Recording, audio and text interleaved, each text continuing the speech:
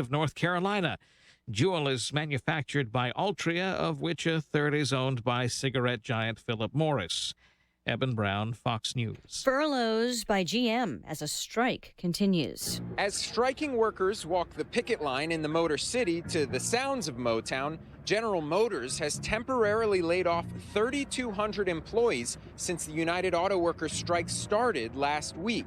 Now, in its 9th day, the strike is affecting companies that supply parts to GM, too. Stocks are down for companies like Lear Corporation, which provides seats for GM, and Delphi Technologies, which makes powertrain systems. Fox Business Network's Grady Trimble in Detroit. Contract talks between the company and the UAW also continue. Americans are eating better, but not much better. That finding in a new study. On average, we're eating a little less sugar and slightly more whole grains than we did, according to an analysis of federal health surveys involving 44,000 adults from 1999 to 2016. 14% of daily calories came from added sugars, with a drop believed to be due to lower soda consumption. Calories from saturated fat actually went up to nearly 12%. Those numbers for fat and sugar are both higher than the recommended 10% limit. Chris Foster, Fox News. An hour to the close on Wall Street, a sell-off continues. The Dow is down 148 points. The NASDAQ down more than 1%. I'm Lisa Brady. This is Fox News. Your news, your town, your station. KVFD News when it breaks. With your KVFD News Update, I'm Rob Jones. A Webster County man is facing 8 criminal charges in Wright County after he allegedly robbed and attempted to kidnap a man at gunpoint in Eagle Grove. 28-year-old Fort Dodge resident Blair Foy is being charged with first-degree robbery, second-degree kidnapping, and 6 other charges stemming from the incident. Reports allege that Foy brandished a semi-automatic handgun with a suppressor and forced a man to his knees while stealing $350 and a cell phone. Police believe Foy tried to force the man into the vehicle he was in, but the man escaped due to a distraction from another party present during the incident. The stolen cell phone was later recovered in a vehicle Foy had been in. The incident occurred in the 400 block of South Lucas Avenue in Eagle Grove. Foy remains in custody at the Wright County Jail on a $100,000 cash-only bond. Iowa State House District 9 Representative Ann Meyer was a guest on Divine's Intervention with Mike Divine on KVFD AM 1400. The subject of Iowa Supreme Court Chief Justice and Fort Dodge resident Mark Cady recusing himself from hearing a lawsuit over changes to the state's process of selecting Supreme Court justices came up. Cady recused himself on September 13th, stating he was not guilty of any wrongdoing, but was voluntarily recusing himself from the case. He was the only one of the 7 justices who did so. When asked if Cady had lobbied her, Meyer had this to say. He did not lobby me to vote against the bill, probably because he knew I was not supporting it. As reported in his recusal from the decision, I did speak with them that morning of Friday. I had some questions about it. The Fort Dodge Community School District held their board meeting last night. Superintendent Dr. Jesse Ulrich provided some background information about the possible changes in elementary school configuration. He first unveiled those changes last week at a workshop. If adopted, the changes would move 5th grade classes from currently classified as middle school and would move them into the elementary school classification. The proposed changes, if approved, could take effect as early as the 2021-2022 school year.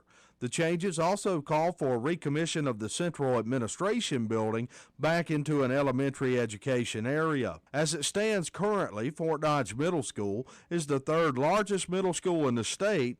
That large enrollment number is due primarily to containing 4 grades. For KVFD from the Jerry Sheeter Newsroom, I'm Rob Jones. Here's the AM 1400 KVFD weatherology forecast. Mainly sunny skies this afternoon with a high of 83. Winds out of the southwest 15 to 20 miles per hour. Scattered thunderstorms likely. Tonight, lows level off around 56. 71 tomorrow, partly cloudy. low 70s. Thursday, upper 60s. Friday, with a chance for scattered thunderstorms. From the Weatherology Weather Center, I'm meteorologist Jennifer Wojcicki. Currently, it's 84. Hindsight is a powerful tool. We can learn a lot from it. Like always read the instructions. Don't be afraid to ask for directions. Fill the tank before you get way out in the field, and it can help improve our foresight, especially on the farm. At NK Seeds, we analyze past data to provide top-performing seed choices for your field's future and bottom line. Contact your local NK retailer or learn more at nkseeds.com, delivering technology, genetics, and value. Listen to this. Making radio great again. That's right. That's what we're doing here at AM 1400, KVFD, the voice for Dodge. We're making radio great again. Joining me in that effort today is Megan Jones, State Representative Megan Jones from the Spencer area. How are you, Megan? I'm great. How are you? Well, I'm terrific. How many children do you have? You have an adorable Facebook page. I don't believe I've ever said that to anybody before. But you're a young mother with at least 2 children, right? I've got 3. 3 children. Wonderful. How old's the youngest? He is 7 months old. So, 7 months. So you really are busy. Yeah, we've got 3 and under. Wow. Well, that's terrific. That's God's blessings on you. Are you an attorney, Megan? I am. I am not practicing, though, right now. Okay. So are you doing some other kind of work, or are you just raising the kids? I'm raising the kids. I actually got 2 sick ones at home today, and I'm leaving here shortly for dance practice. Okay. I shouldn't have said just raising the kids. Boy, is that a job. That's a more difficult job than being an attorney, I'm sure. Yes. But my law school training has prepared me well for a 3-year-old. Megan Jones is our guest, Representative Megan Jones. Megan, we have been talking on the air here for the last few days about the situation that came about last April around the judicial retention bill and efforts by the Republican Party, of which you are a member, to, change the way our Chief Justices or not Chief Justice, but justices to the Supreme Court are chosen. You were one of the very few Republicans, and it was definitely a Republican Party bill. You were one of the few Republicans who did not support the original version. As a matter of fact, I don't think you supported the second version, did you, or did you? I voted against the final version of the bill. Okay. Why was that? Why did you buck your own party and stand with those who didn't want to see the bill passed? Yeah, throughout session there were a lot of discussions, a lot of concepts happening about what we could do to maybe, impact judicial retention. And I was open to those concepts, certainly, but at the end of the day, there was just some pieces of that final bill that I was not comfortable with, particularly when it came to the election of the Chief Justice. What made you so uncomfortable with the election of the Chief Justice? And I might add that Republicans see Chief Justice Katie, who lives here in Fort Dodge, by the way, as you know, as a liberal who forced, along with a liberal coalition on the Supreme Court at the time, Hecht, Apple, and certainly David, Wiggins, who's the madcap of the court as far as I'm concerned. The Republicans were trying to, as I've been told by other Republicans, try to get the justices to follow the rule of law, to follow the plain language of the Constitution, and not their feelings or emotions or what they thought was merely just. And that's the reason they went after Chief Justice Katie, because the Chief Justice, from what I understand, has some influence on the court. So if they could make it more difficult for Mark Katie to be Chief Justice or shorten his term, that would be a good thing from a Republican Party standpoint. You didn't see it that way. For what reason? Well, so I think the issue is that we need to look beyond the cases that are in the forefront, that are in the media right now. We need to look at the stability of the judicial branch. We need to make sure that our state and our judicial branch are stable, are sound, are consistent, are solid. And so, the final draft of the bill included a provision that would require the Chief Justice to run for election or be held to election every 2 years. And as someone who runs every 2 years, I can tell you, you never stop running for office. And I think that's just a really quick turnaround when it comes to our judicial branch that is supposed to be very consistent, stable, and solid. And, when it comes to every 2 years and with a handful of people voting, I think that really creates a lot of turmoil. But if the court is consistently is consistently liberal, is that good for your party? Well, the decisions are the decisions, and we can craft law around the decisions that they make. Making these punitive procedural efforts to change the composition of the court, I think the game is better played on a policy level. If there's a segment of our society that was opposed to any changes in our judiciary, it's lawyers, frankly. It's your fellow attorneys. I've talked to a lot of them. None of them, conservative or liberal, were in favor of changing the way we select justices or chief justices. Is that something that you perceived, or can you give us any insight into that? Yeah, I heard from a lot of attorneys back home that said, we have a really good process. Actually, if you look at the composition of the commissions, they were weighted in favor of Republicans. I really didn't think that the party affiliations mattered. But, I think people often think, oh, those liberal lawyers, and that's not the case. Back home, we've got a great team on those commissions, and just because we have a few bad eggs in a few districts here and there doesn't mean that we need to revamp the whole system. Oh, I don't think it was about that, Megan. I think it was about the justices, not the attorneys, the rank and file attorneys. Sure, there's bad eggs every now and then. In every walk of life, there's your shysters and your crooks and your strange ones. Nobody was thinking that we should change the way lawyers in Iowa do business, but there was a very strong feeling, and I think the election showed that. There was a very strong feeling that we should change the way the justices do their job, because we believe, and I believe, frankly, the justices aren't doing their job. They're making policy which is not their job. That's why we elected, or one of the reasons we elected a Republican majority in the House and Senate. That's apparently not the way you see it. Well, so I think if we just back up a little bit, so the commissions, half of the commission is composed of lawyers, and so I think that's maybe where we're crossing paths here. But I think it is important to have an unbiased judiciary, and so whether that's a procedural issue or if that's a policy issue, we need to tackle that. Is it possible to have an unbiased judiciary? I've been told by court supporters that the justices are so disciplined that they are above personal bias. The psychologists tell me that's impossible. So can we actually have a bias-free judiciary? I think that's the ultimate goal. So when we see bias, we need to call it out. And so if we need to handle that in the legislature, then so be it. Or if we need to have some conversations with those judges, fine. But, I think at the end of the day, that's the ultimate goal. Well, that's exactly what I was trying to illustrate here just a minute ago, that we do see bias on our court, that we do see an ideology at work, and we're trying to do something about it. We thought through our elected representatives we could get something done about it. You don't see bias in the court, I take it.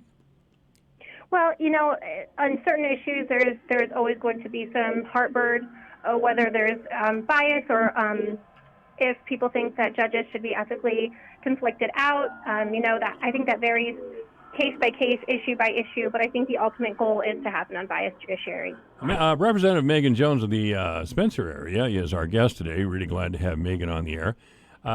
Some have suggested that the way this was done, that some believe the focus on Chief Justice Cady was kind of a coup by conservative justices, specifically Waterman and Justice Mansfield, that if they could get the liberal Cady out of the Chief Justice seat and insert Waterman, it would be better for the state and certainly better for Waterman.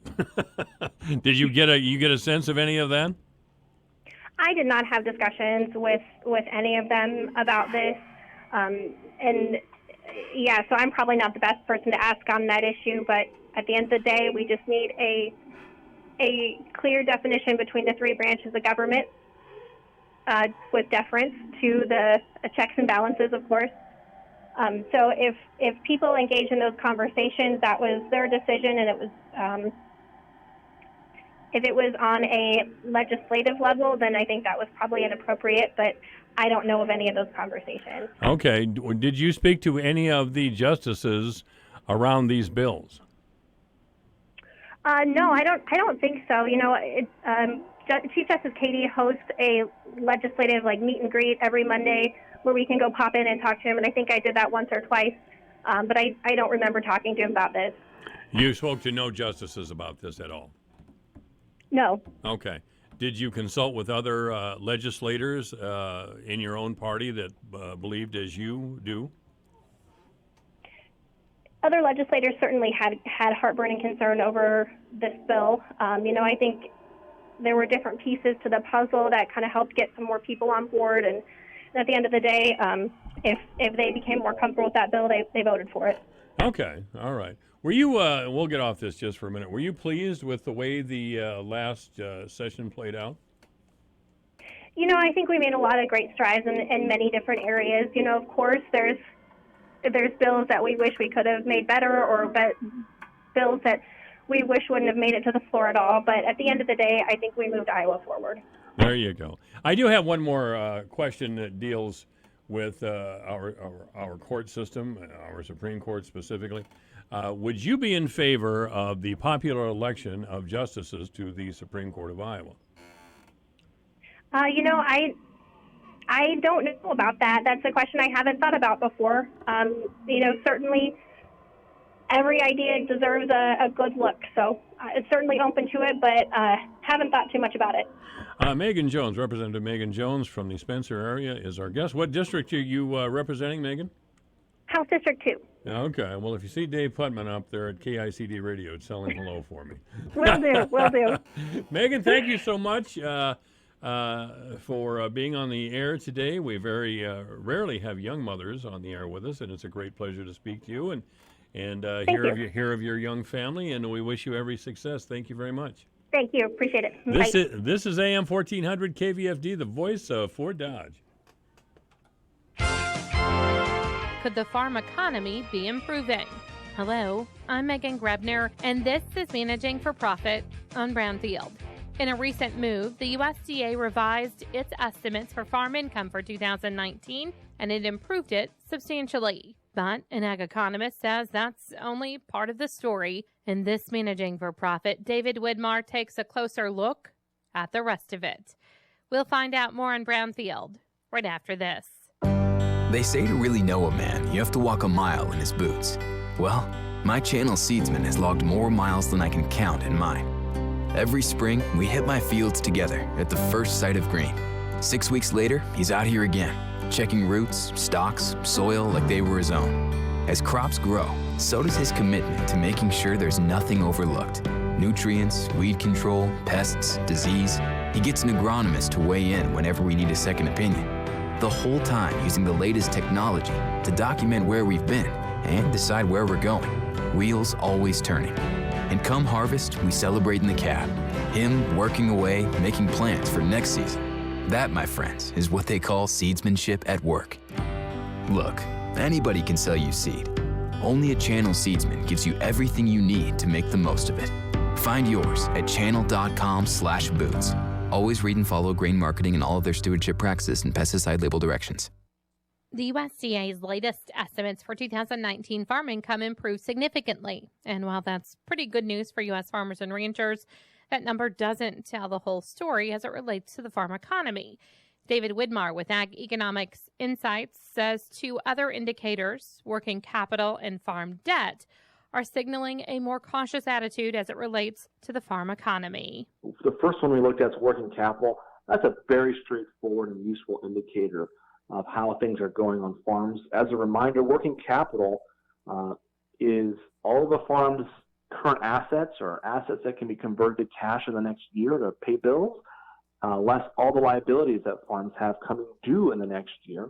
And that gives us an idea of how much financial flexibility farms have built into their operation and their balance sheet. It's the first level of risk management for farms. And so we have seen this metric precipitously drop over the last several years. So it hit a high of $160 billion back in 2012. It's now fell below $60 billion. And this is a concern. Producers keep burning their working capital to meet their financial metrics come together at the end of the year. He tells Brownfield farm debt is also showing signs of stress on the farm economy. And total debt keeps increasing in the farm sector year after year. So we expected producers to burn working capital and add debt as net farm income started to fall. What we haven't seen is this trend reverse or pause. It continues, and that's concerning. So while the income statement has improved, it doesn't tell us the full story. The balance sheet gives us a little more of a broad picture.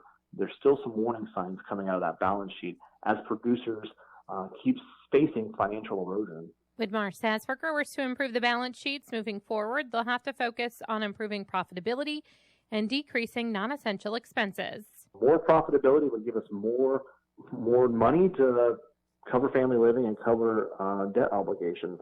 The second one is for producers to watch very closely. What is their family living expense? What's it been doing over time? Are there ways to pull that back?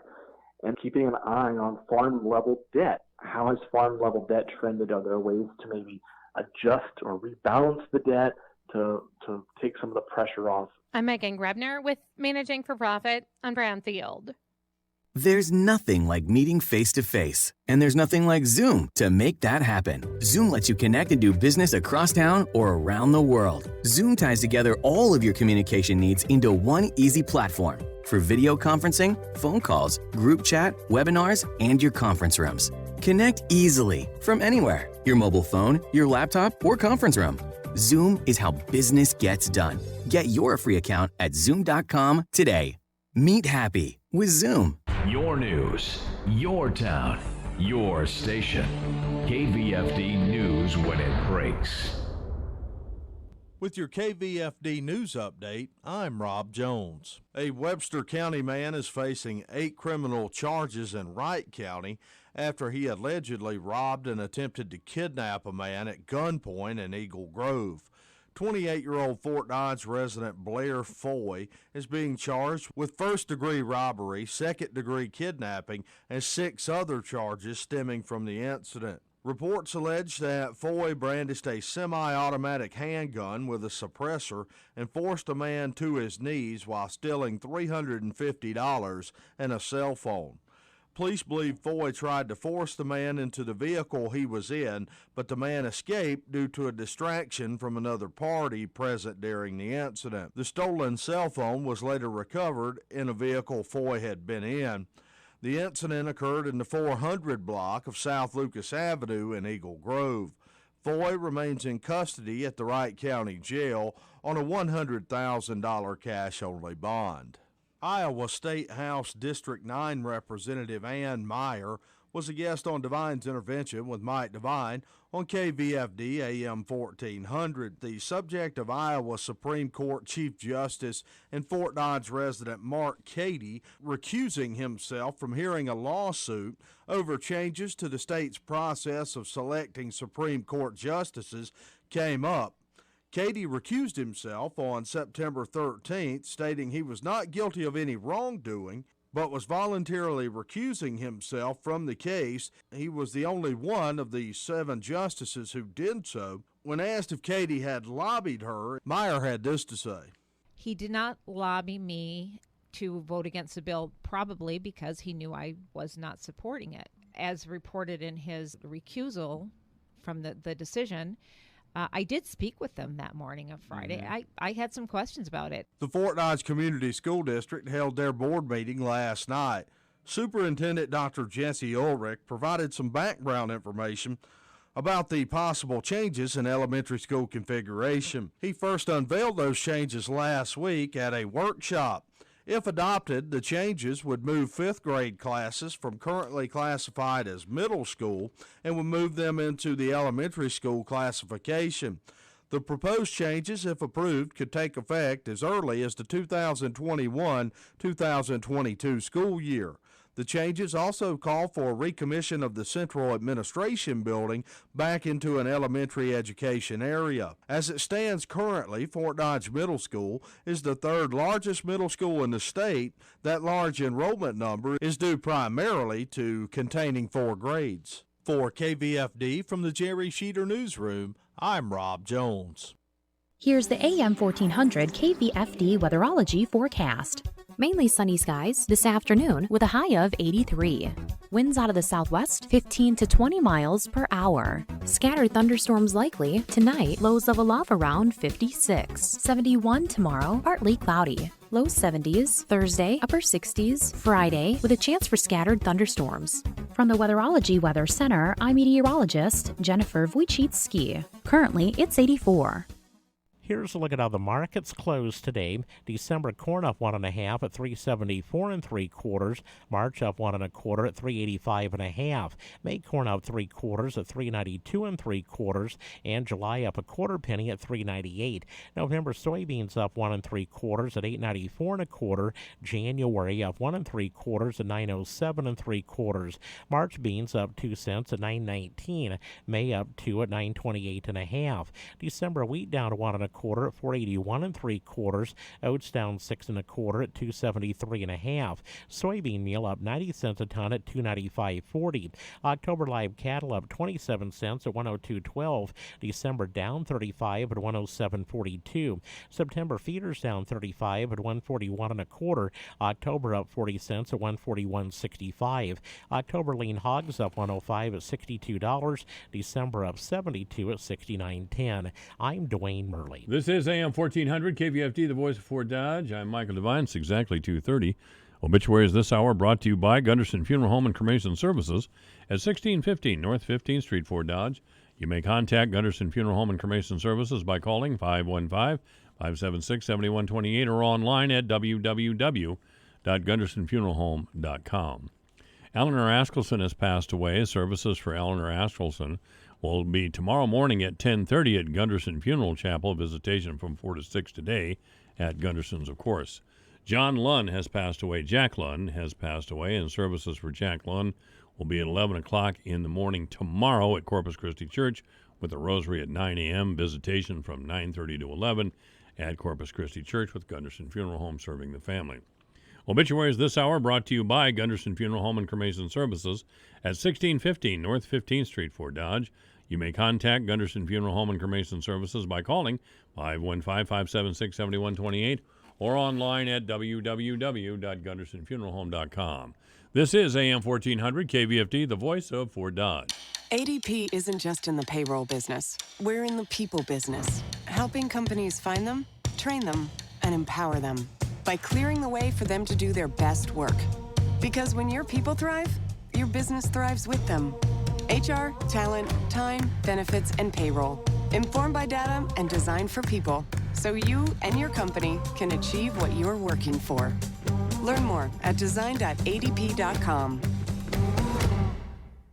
Looking for waterproof, pet-proof, scratch-resistant floors? Hi, this is Dean Sternberg, and it's Jim's Carpet One's waterproof flooring sale. Save up to 40% on beautiful waterproof floors, including carpet, luxury vinyl tile, even hardwood. Yes, waterproof hardwood. Introducing Hydrotech, 100% waterproof protection with high-end designer looks. Plus, take advantage of 60 months special financing. That's 5 years, no interest on purchases made with your Carpet One credit card. Only at Jim's Carpet One, across from Decker Truckland, Fort Dodge.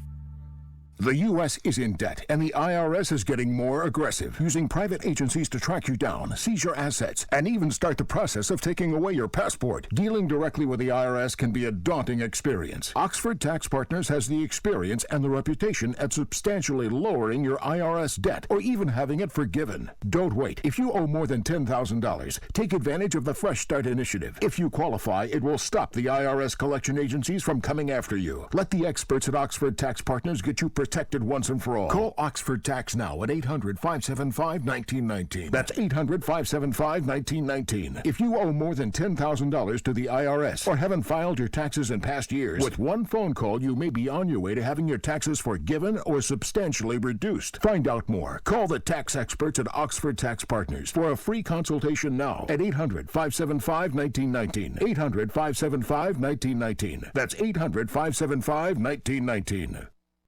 Loffersweiler Funeral Home is pleased to announce the addition of our crematory. I'm Luke Loffersweiler. The addition of our on-site crematory is another example of how we consistently exceed expectations and deliver a standard of service that is 100% guaranteed.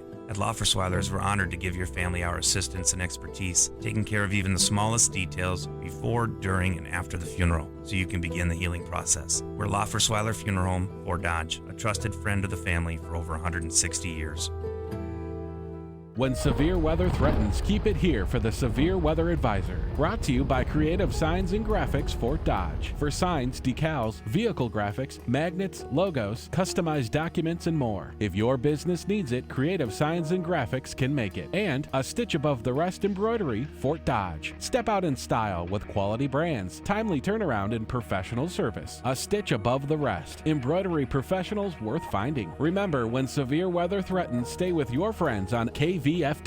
We stand for people, progress and pride. Iowa Farm Bureau's by your side. We're the Iowa Farm Bureau, and we believe in Iowa's future.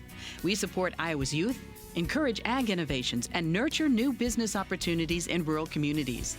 We're a century strong and growing. To learn more, contact your local county farm bureau.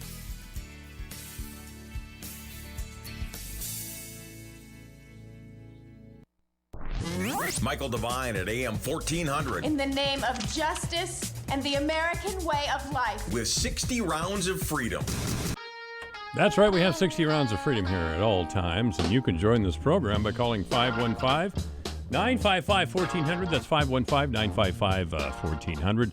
I think we're going to have Nevin Mulholland and Randy Kuhlman in here Friday afternoon for sports, which is always a good way to end the week. But we're just getting started in the week right now. Speaking of sports, of course, as a Cub fan, I've taken to wearing a bag over my head. Not a plastic one. Don't get excited, liberals. A paper bag over my head because I don't really want to be identified as a Cub fan right now. They have absolutely tanked. Their year's done. I don't believe that they'll get a wild card berth at all. The Cubs lost to the Cardinals when they should not have. They had their top reliever, Kimbrel, come in the ninth inning and just give up the game. Home runs, back-to-back home runs in some cases to lose one-run games. That's what most of the Cub-Cardinal games were, was one-run games with the Cardinals coming back in the final 2 innings to win it. Now, if you're only scoring 1 or 2 runs a game, I know that's not much, and that's what the Cubs did. They couldn't get anything going. They couldn't hit. They couldn't. Their pitching was. Their starting pitchers were adequate at best, but their relievers were awful. We haven't had a bullpen. Nevin and Randy and I have talked about it most of the year when we talk baseball. Wow, it was just awful. Their bullpen was terrible. And we're talking about actually getting rid of Joe Madden. Some people are. Joe Madden and Theo Epstein are the reasons the Cubs won the 2016 World Series. How soon we forget. But Madden has seemed strangely distracted this year.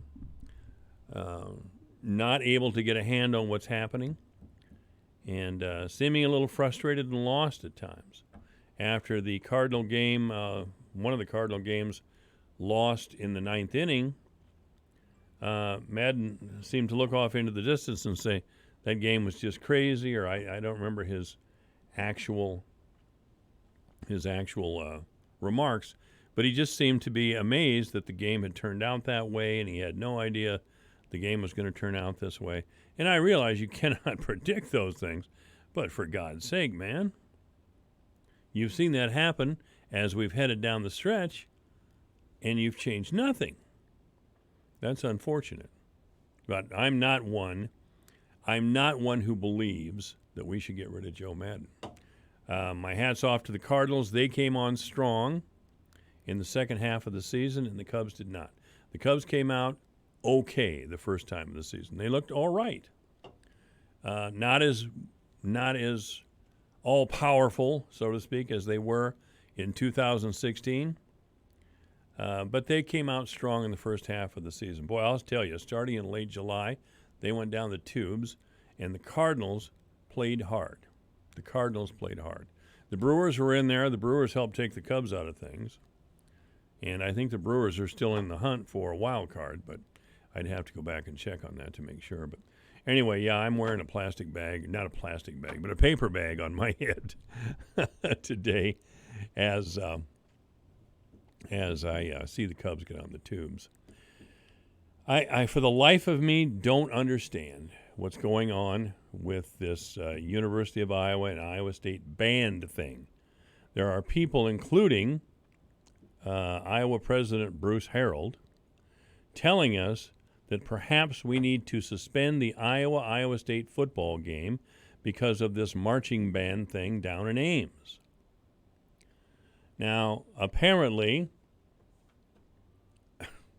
I'm just amazed at the weakness in President Harold and, frankly, in Randy Peterson, one of the lead sports columnists for the Des Moines Register.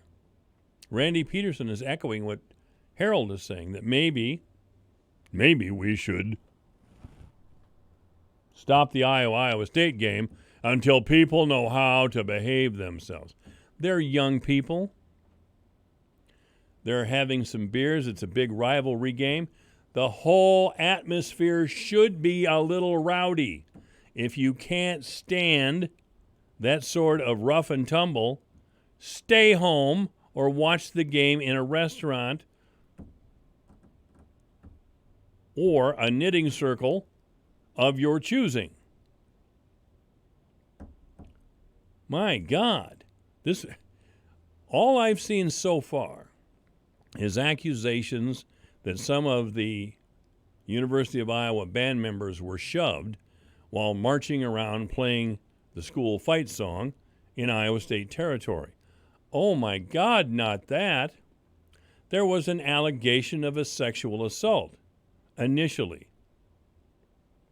No victim has come forward, and we don't hear the sexual assault narrative anymore. I'm thinking what happened is, and I'm not excusing this, that some drunk Iowa State fan copped a feel on a female U of I band member. That shouldn't happen. But it's not an excuse to blow up the whole damn game. I mean, has anybody seen or heard anything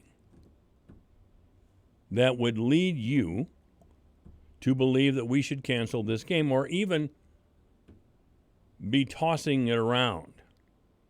I mean, that's what amazes me, that we're actually discussing canceling one of the biggest sports days of the year, if not the biggest sports day of the year, because some kids were triggered on the University of Iowa band team. Now, on social media, I've seen people who were in the band in the past at Iowa State University and the University of Iowa. And they have said that this has been going on for years. Now, what has changed? I'll tell you, the culture has changed. The culture of entitlement and victimhood has emerged.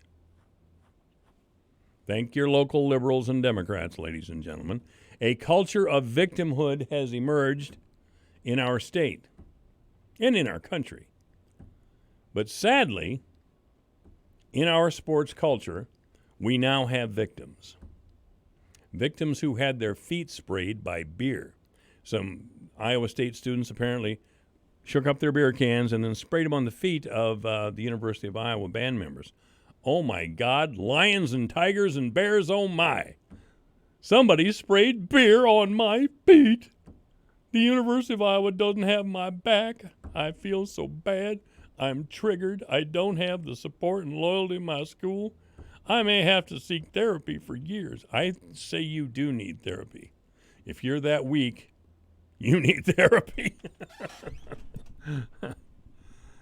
Supposedly, someone was shoved and that person's ribs were broke. Again, I haven't seen anyone emerge to say that was me. Other reports include, from the Cedar Rapids Gazette, by the way, that some Iowa State students threw beer cans at the band. Now, full beer cans being thrown is not a good idea. Full beer cans thrown at students is not a good idea. We should have some security there to prevent these sorts of things. Or we should prevent opposing teams from marching through some of the areas where the home team is. That might help. If you have the visitors, in this case Iowa, marching through an area where there's a lot of drinking going on by Iowa State kids, that's asking for trouble. And from what I understand, that's exactly what happened. If you want to prevent this in the future, I have the solution. Don't do these things with the bands. Bring them in at halftime, let them do their show, and get them off the field in an orderly fashion. Jamie Pollard, not my favorite person, tells us that the heckling and pelting of bad members was inexcusable. Oh, grow a pair, Jamie. And Bruce Harreld should do the same thing. And Randy Peterson, maybe he should think about retiring. I'm talking Randy Peterson of the Des Moines Register, who's calling for the game, the Iowa State-Iowa game, to be canceled until, well, people learn how to behave. Randy Peterson, I guess, is somebody's mother. He doesn't look like anybody's mother, but apparently he is. Oh, God. Are we are we really at this point? Are we really at that point, ladies and gentlemen? Are we this soft? Because that's what we're talking about. Are we really this soft? Have we allowed our young people, our educated young people, the leaders of tomorrow, to become such crybabies that they can't go to a game? They can't go to a game and get jostled a little bit without crying about it and making a federal case out of it. That's just narcissism. That's selfishness. That's absolute selfishness and immaturity. This is AM 1400 KVFD, the voice of Fort Dodge. By the way, I want to thank Megan Jones, Representative Megan Jones of the Spencer area, for being on the air with us a little bit as we continue to investigate what happened with a bill that Republicans were trying to pass. And, of course, this is near and dear to my heart. I don't believe the Supreme Court in Iowa or anywhere or in Washington, D.C. should enjoy the authority that it has to arbitrarily override bills that were passed legally and according to our system because the justices simply don't like it. Anthony Kennedy, a former Associate Justice of the United States Supreme Court, was famous for doing that. There was a law in Louisiana that allowed for the execution of rapists. And I don't mean just your garden variety rapists. I mean rapists who had committed horrendous sex crimes. Justice Kennedy was the key vote in overturning the death penalty for rapists in Louisiana because he just didn't like what he was seeing there. Despite the case before the court where an 8-year-old girl was raped so severely that her internal organs were damaged and she will never be able to have children as long as she lives.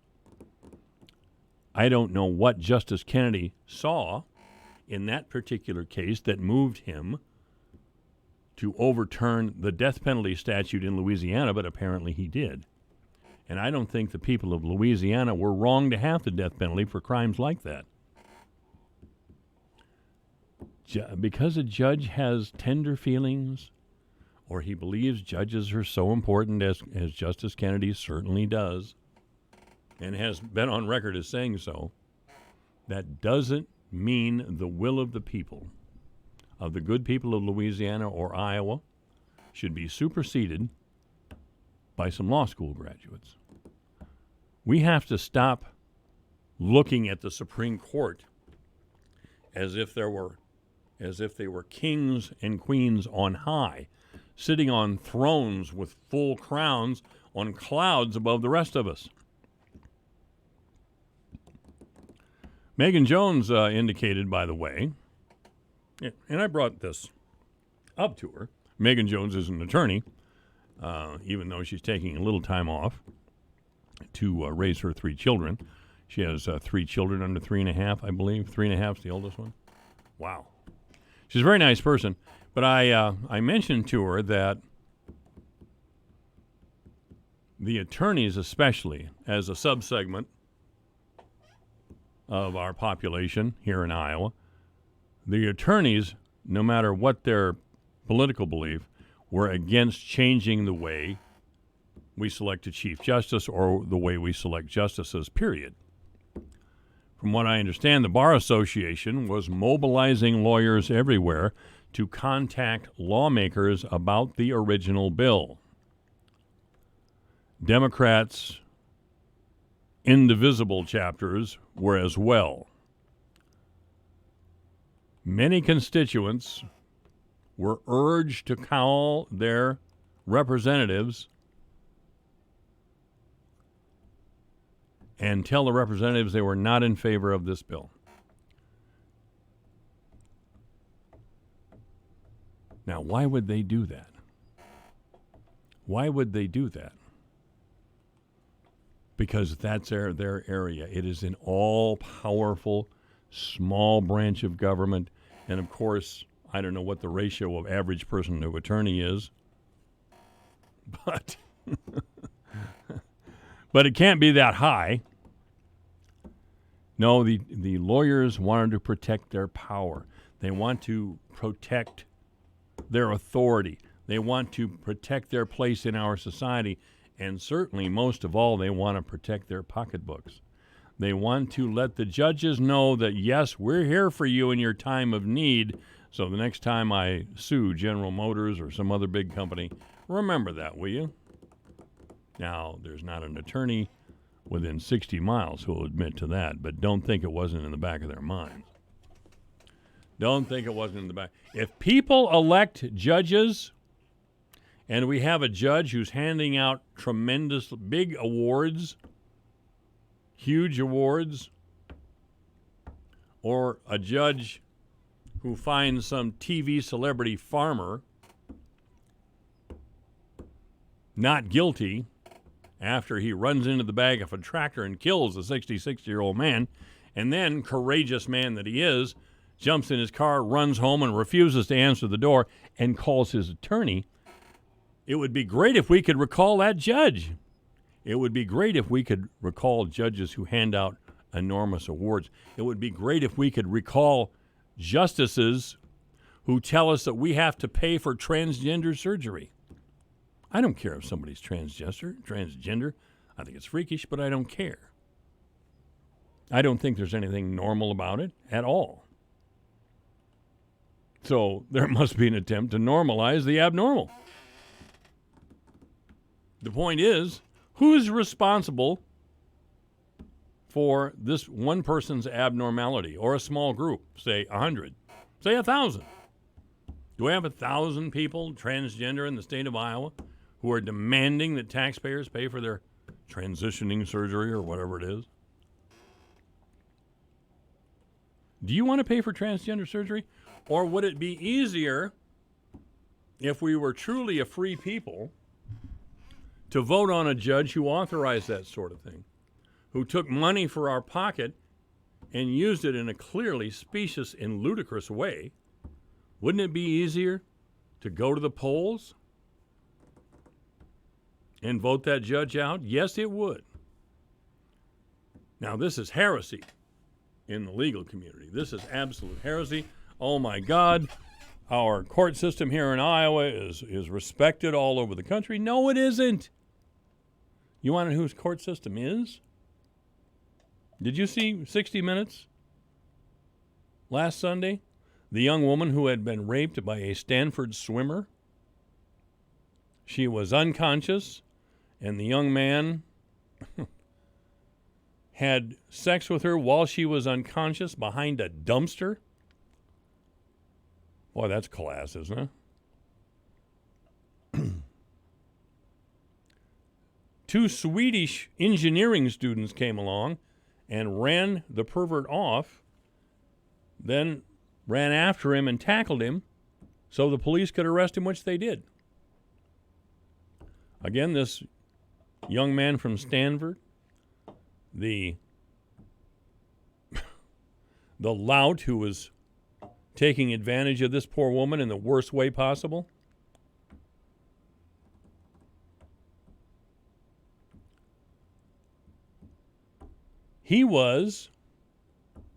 His future was considered by the judge at trial. And he received a 9-month prison sentence or something. Very short prison sentence. The victim, because the state where this happened allowed citizens to vote on who their judges will be and who will hear their cases, as any free people should be able to. You may not serve in a leadership capacity in our state unless we get to choose and make a selection of our own. That should be our overriding and governing philosophy.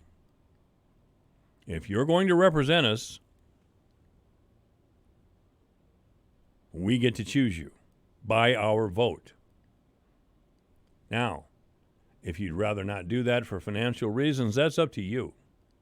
But you don't get a 10-year appointment or a lifetime appointment.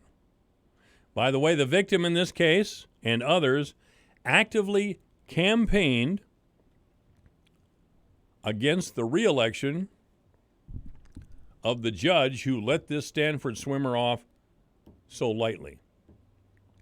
The judge in the case was a little overly concerned about what a harsh verdict in the case would do to this young man's future. Apparently, the judge really didn't stop to think about the effect of this incident on the young woman. I don't know if the judge didn't think it was actually rape or what. A young girl who certainly should not have been drinking that way. Not because if she does, she deserves to be raped, but you shouldn't be drinking so much that you pass out, for God's sake, and find yourself behind a dumpster. It's not her fault. Being drunk does not mean some Stanford swimmer or anybody else gets to rape her. Because that's what happened. And the judge said, oh, gosh, this guy, if we punish him too severely, his life could be adversely affected. God almighty. Well, the people there were persuaded that the judge was a bit of an airhead who had his priorities in the wrong place and voted him out. And I'll tell you what, they should have voted him out. Now, if our justices in Iowa do something as offensive, or our local judges do something like allow some rich kid who killed a 66-year-old farmer after he'd been drinking, lets that person go without seeing the inside of a jail cell, lets him plead to a misdemeanor, that's an outrage, and we should vote those judges out. And yeah, it would have been all right to vote on justices after the Varnum decision. There was a group called Let Us Vote, and Mike Grunstall was the Senate Majority Leader at the time and would not allow it. Just arrogant. Absolutely arrogant. You know, if nothing else, we're lucky that Mike Grunstall is gone. And now, let me kind of a tie in there. At 5 o'clock this afternoon, apparently Nancy Pelosi has been pressured beyond endurance to start impeachment proceedings against President Trump. She's going to announce it. So we must rise up. The Democrats believe that Donald Trump is a mortal threat to our values, to which I would ask the Democratic Party, what values do you have really other than power and money? What offensive social engineering do you have in mind when Trump leaves? Will you turn some of our major cities in San Francisco and Los Angeles, where there's outbreaks of typhus due to homeless people and illegal immigrants defecating in public parks and in the streets? That's our future. That's our future. If you want to see the future, go to some of these areas in the big West Coast cities where Democrats have reigned supreme for decades. And believe me, this group who've never met a payroll, who believe that success is holding public office and power, and feel entitled to tell both business and working people how they should live their lives, are a dangerous group of autocrats. So whether you like Trump or not, you should stand with him.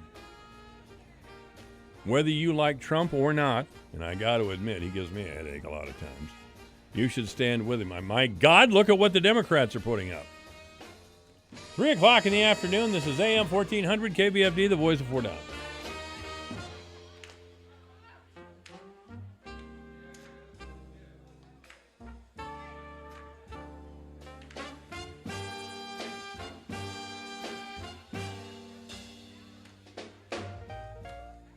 I'm Dave Ramsey. Join me every Monday through Friday afternoon from 5 to 8 p.m. on AM 1400 KVFD Fort Dodge. This is a Fox News alert. A possible road to impeachment. I'm Lisa Brady. The House Speaker meets with the House Democratic Caucus at this hour about the whistleblower complaint against the president stemming from a phone call in July. Fox's John Decker is live at the White House. President Trump tweeting that he's authorized the release tomorrow of the complete, fully declassified and unredacted transcript of his phone conversation with President Zelensky of Ukraine. He continued, "You will see it was a very friendly and totally appropriate call. No pressure, and unlike Joe Biden and his son, no quid pro quo." House Speaker Nancy Pelosi reportedly plans to announce in about an hour a formal impeachment inquiry against President Trump over his dealings with Ukraine. Lisa? John, President Trump suggesting if there is a move to impeach, it's a positive for him that could cost Democrats the election. Pelosi, speaking earlier at a forum with The Atlantic, said an impeachment inquiry doesn't have to be about the phone call. This is about the Constitution of the United States, and we have many other, shall we say, candidates for impeachable offense in terms of the Constitution of the United States. But this one is the most understandable by the public. She's focusing in part on aid to Ukraine withheld days before the call. The president insisting that was part of an effort to get other countries to pay more. Joe Biden also speaking a short time ago. We have a president who believes there's no limit to his power. We have a president who believes he can do anything and get away with it.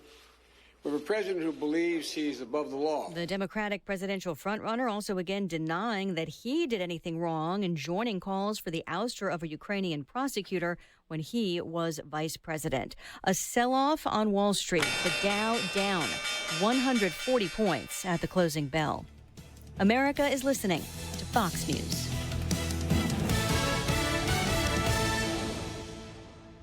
Dell has something extra for small businesses, up to 45% off during their semi-annual sale. It's a perfect time to update to Windows 10 with huge deals on business computers featuring Intel Core processors, plus free shipping on everything. Call Small Business Technology Advisors who can help you achieve your business goals affordably with low monthly payments on the right tech for you. Just call 877-BUY-DELL. That's 877-BUY-DELL or visit Dell.com/business deals for semi-annual savings.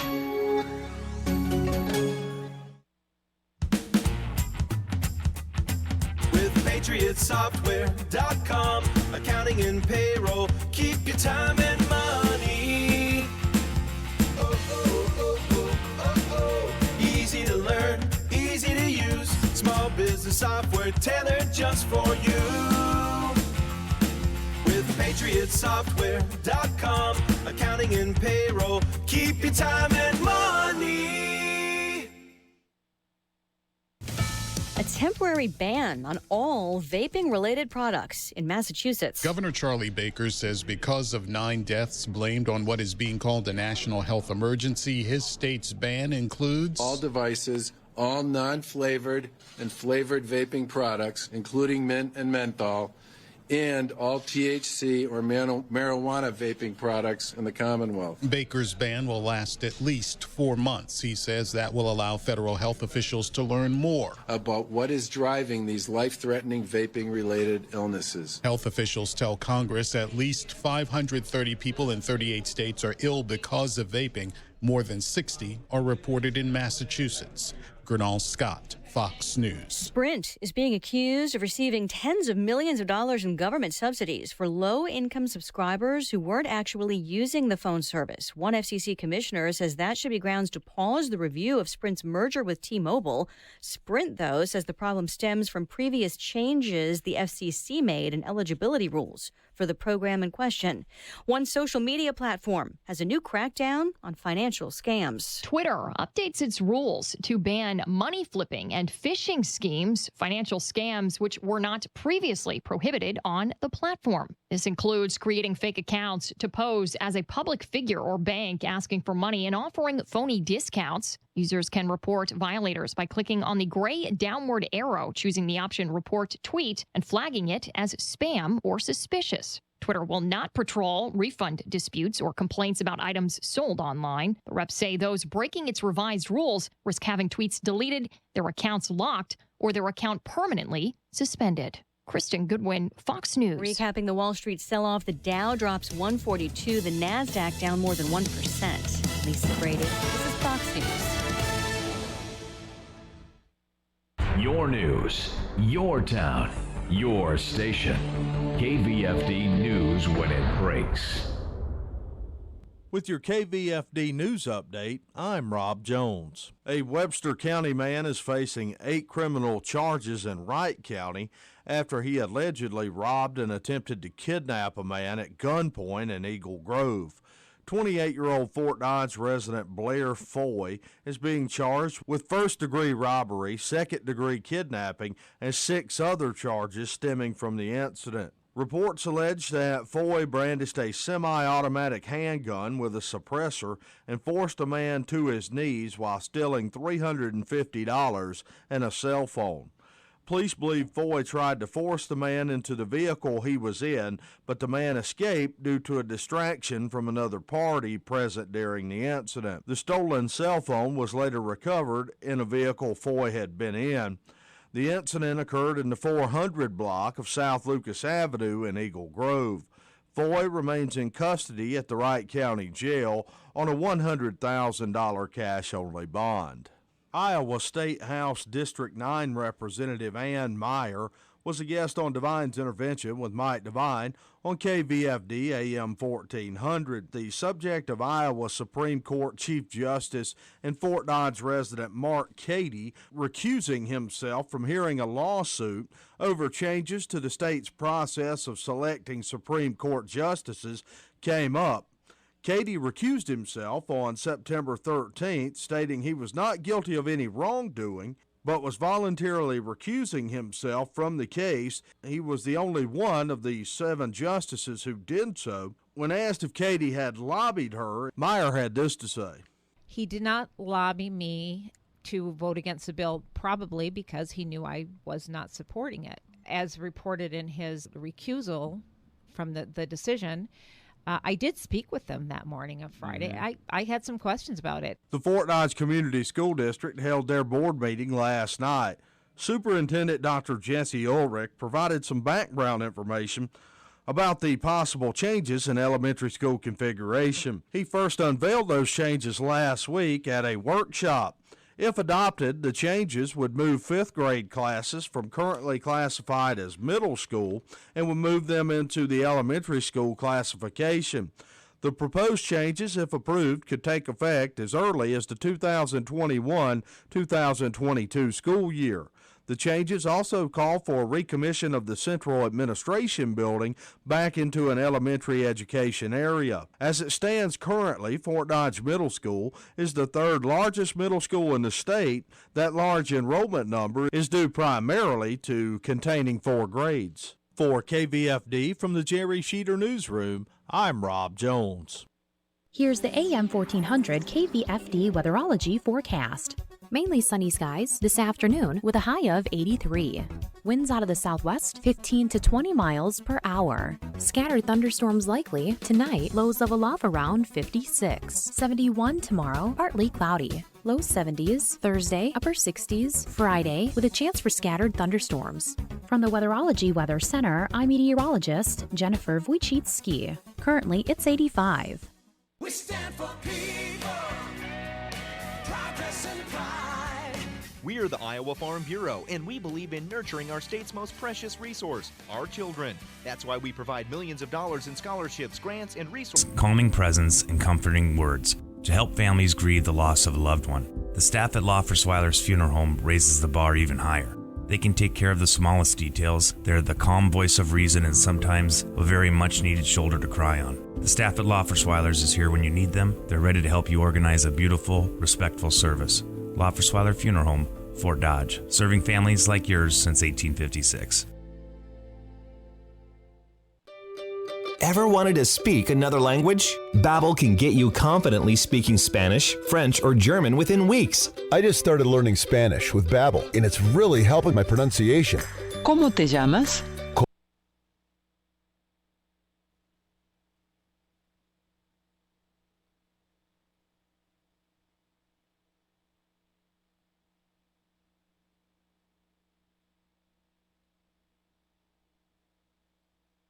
Hi, I'm Raymond Denon, Vice President of Optima Tax Relief. If you're in debt to the IRS, there's a lot you need to know. Starting with rule number 1, don't mess with the IRS. They can garnish your paycheck, levy your bank accounts, even take your home or business. That's all true. But it's also true that there's a way out. It's called the Fresh Start Initiative. It's one of the biggest breaks the IRS has ever offered. If you qualify, you could save thousands, even tens of thousands. Nobody knows this program like us, the experts at Optima Tax Relief. We have an A-plus rating with the Better Business Bureau, and we've resolved over $500 million in tax debt for our clients. We'll stand between you and the IRS and fight to get you the best deal possible. Don't mess with the IRS. For tax help you need, for tax help you can trust, call Optima for a free consultation. Call 800-367-6289. 800-367-6289. 800-367-6289. Optima Tax Relief. Some restrictions apply. For complete details, please visit OptimaTaxRelief.com. Michael Devine at AM 1400 KVFD. Listen to this. Making radio great again. All right. Good day in Iowa, good day in the air. I'm Michael Devine. Look at it. This is AM 1400 KVFD, the voice of Fort Dodge, and this portion of the program brought to you by the Webster County Farm Bureau. I don't have a Webster County Farm Bureau member on the air with me right now. Steve Peterson's usually here. I have Joe Heinrich. How you doing, Joe? Just fine and dandy. How's everything over in central Iowa today? You know, Peterson didn't want to be here because he thought he was going to get out in the field, and maybe he did. I don't know. I hope he did. It must be a little drier over there than over here. It's a little on the muddy side over along the Mississippi River yet. Well, I think Steve may be spinning his wheels out there. It wouldn't be the first time this year. No, it wouldn't. But, you know, he had to give it a shot, so there we go. You know, I don't blame him. And a couple weeks ago, I know I was through there, about a week ago. I was up to the Great Clay County Fair, and was up there for a day, and I noticed you guys had a few fields coming out, and that was great. Over this way, it's maybe not quite that far along. So. Well, we had a lot of rain here just this last week. Now, Steve is 20 miles south of us, so maybe he didn't get that much, but I think he probably did. Maybe he's in the field, maybe he didn't get it done, but but he's trying anyway, and good for him. So it's going to be a while for you over there. Where you are? Is your farm around Macokota, or where you at? Yes, yes. We're just about 4 miles northwest of Macokota, and if your listeners don't know where Macokota is, if you throw a dart right between Dubuque and the Quad Cities, Davenport there, right between it is Macokota. That's right. Yeah. So you've had plenty of rain over there, I take it. We have had quite a season, yeah. That we went July really dry. Got a little nervous at that point that it was not going to turn back on, but it turned back on and hasn't really quit again now. So it's been a long season for hay. There's a lot of hay grown over in this area, and it's been challenging making that this year. And yeah, it's been interesting. If you can picture, we're only about 25 miles from the Illinois border, the Mississippi River. And so when you heard about Illinois, we were fighting a lot of the same things over in that area this year. So, of course, you got a different kind of farming over there because you got a lot of hills. Exactly. We first off, the hills make it a little different terrain. We have a lot more no-till going on where you don't touch the crops. For your listeners who might not know what that is, there's a lot of no-till cropping done over here. Still a lot of corn and hay rotation also because of the Jackson County is the top producing cow-calf county in the state. So there's a lot of mama cows running around over here that need feed. So still quite a bit of hay, but that's been a struggle too this year, obviously. So are you a no-till farmer, Joe? Yeah, a lot of our acres are no-till. We kind of have to run where we put a lot of nutrients back from the cattle, the dry bed and stuff, the manure. We do work that up, but wherever we can, we no-till. Yes, anything that goes from alfalfa to corn is going to be no-tilled. Bean ground is generally no-tilled. Probably about 2/3 of our acres are no-till acres. Why did you make that decision other than you're saving a lot of money on chemicals, of course?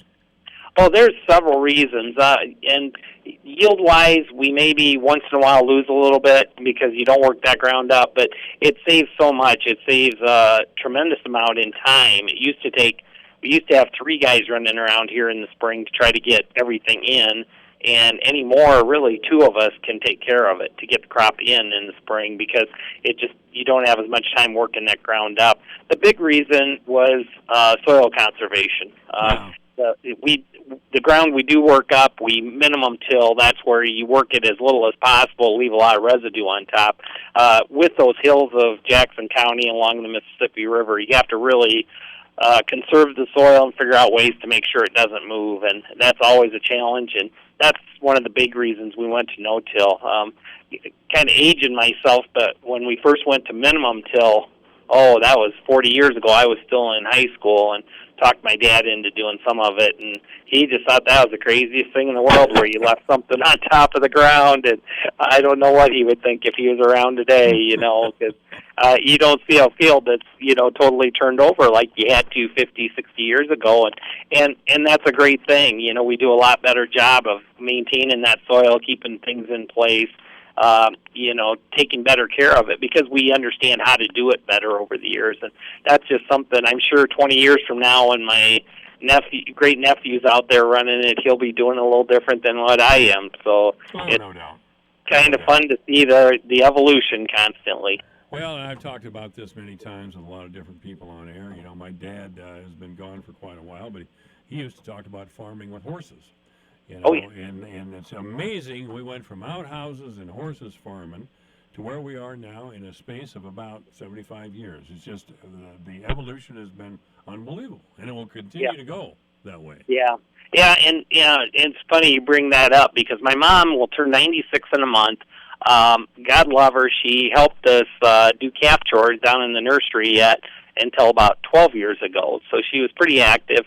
And I think of her generation, where she was born in the 20s. Right. And like you said, they were with horses. They really didn't have very many cars around.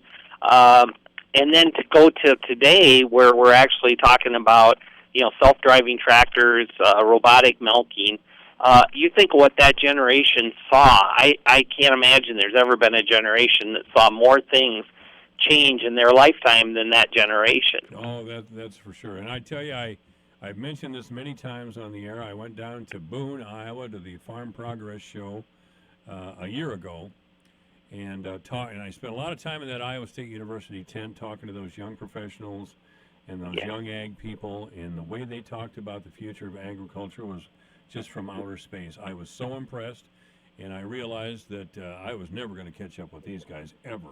I was never going to understand what they understood. They were all very nice young people. They were very excited about agriculture, but the world that they described, and they knew it was coming in the next 10 or 15 years. And, and they convinced me without a lot of talk about it that farming was going to continue to evolve and change, and it's a wonderful thing. I just don't claim to understand it at all. Yeah. Well, yeah, and I got a great short story about that because, really what I tell a lot of young people today, and I see it happening, is farming's become cool because of all the technology, all the innovation.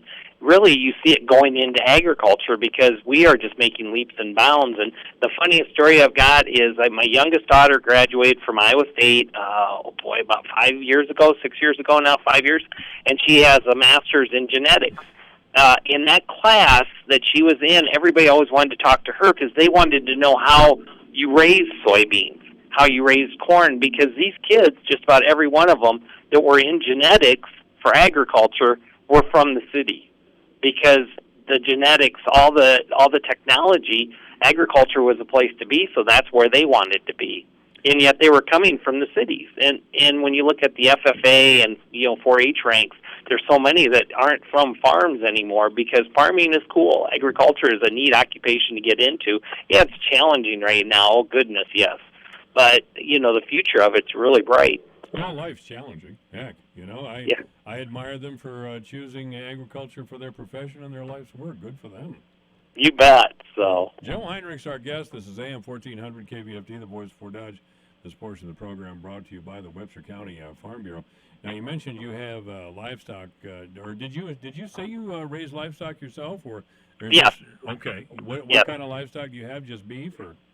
No, we have beef cows, and then we also have a dairy operation, and then we sell cash corn and soybeans along with that. We're one of those rare diversified operations, I guess you can say. It's a family operation. We've got a nephew that farms with me, and then we've got my youngest daughter and her son are over on a heritage farm of ours about 10 miles away. They're getting to go on their own right now, and I've got my other daughter and son-in-law just are starting to help more now. It's kind of a funny thing. We've always had a Holstein herd up until July when all of a sudden we had some Jerseys show up that they bought from his dad who was quitting milking. So we have a little color on the farm now, too, I guess you could say. So always got to be open to change, and I don't know, I'm still not used to looking at those brown ones, but they do okay.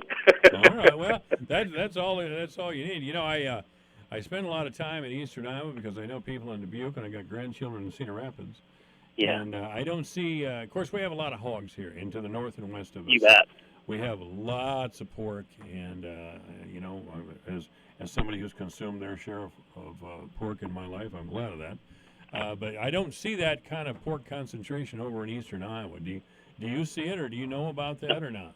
No, it's just a difference in geography, I think, is the main reason.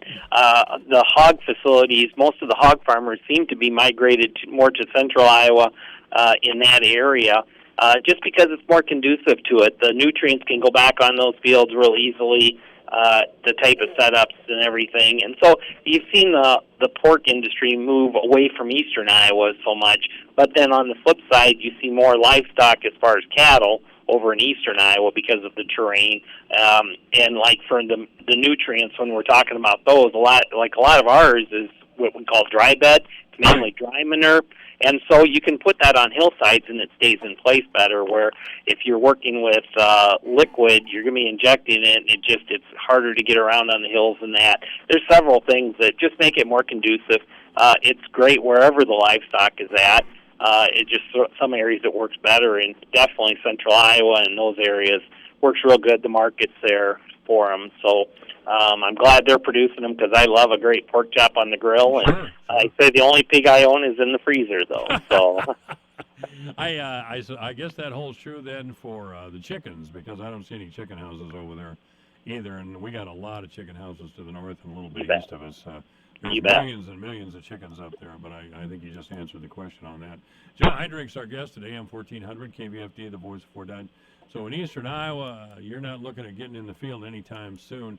I know it's going to kind of depend on the weather when you do get into the fields, but do you have any indication of when harvest will start over there? Well, kind of for the different crops, right now I heard statewide 70% of the hay crop is done. Well, in this area, I don't even think it would be 50% because there just hasn't been a window to be able to get it made without tearing the fields up. And you really don't want to do that in the fall because it will cause winter kill on the alfalfa. It will kill the alfalfa out. So it's been a real struggle doing hay. I think a lot of guys are just trying to do that right now. Chopping went into full force about a week, 10 days ago, where we started seeing more guys out starting to chop a little harder here and there.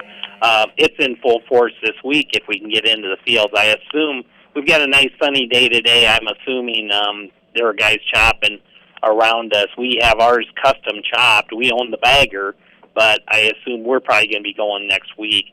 We're going to chop some what we had planted at the beginning of June. It got in real late, so it was a little later for us to chop the silage where we take the whole plant for the cow. Just because we don't want to have to try to dry that stuff down. We're concerned if it's going to make it before it gets killed by a freeze. So we saved those acres to chop off then. So we're about a week out from that. Harvest, as far as grains, are going to be, I really think probably the week after next we'll have a few guys starting to go a little bit, especially soybeans. They've been dropping their leaves on the early maturity. But the corn, it's pretty green yet, actually, a lot of it. So just because most of the guys didn't really get to plant anything around here until about the 13th of May, and the majority of it went in the end of May, beginning of June around here. So it's real late, and it's a real concern right now because not just making the freeze, beating it to mature, having the corn get to maturity before it freezes, but then you're dealing with a crop that's going to be 30%, which you need to dry to 15%, and come October, it just doesn't dry very good in the field. So there's a lot of concern about the quality, how much it's going to take to dry it. It's just a whole different game when you're working with that wet of corn, and we're fully expecting to be working with 25% corn or better over here during the fall. We just don't see how it's going to get much drier than that. Well, I tell you, Joe, it wasn't much better here as far as getting into the field in the springtime. We had guys that went right up the first of the month. I'm talking June now, and maybe even the first week of June. So if they got 99-day corn, yeah, that's going to be tricky for them. But there's always we always have to be optimistic because you can't control the weather in Iowa, and it's always goofy. I do want to ask you a question. The weather the last few years does seem to be harsh. Now, I talk with some people out of the University of Iowa every week, and they tell me that the rotten weather that we've had is due to climate change. Have you heard anything about that, or has the Farm Bureau looked into that at all? Oh, well, to a degree. I mean, we're always watching that. We listen, I listen to the reports too and watch what's going on. And you have to go back quite a ways to actually see years like what we've had in the last couple. I had somebody ask me as a reporter one day, he said, is this, they thought this was the worst since 1929 or something was the last time we've had a spring like this, and is this the worst I remembered? And I said, well, it was a younger reporter, and I said, well, I don't quite remember 1929, but in the years I've been around, I'd have to go back to about 1993. We had some harsh years during that period.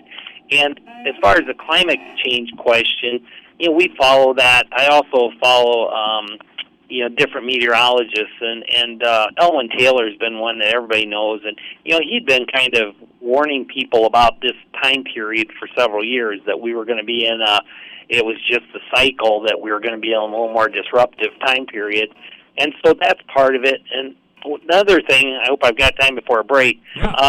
We had over the board about 2 years ago.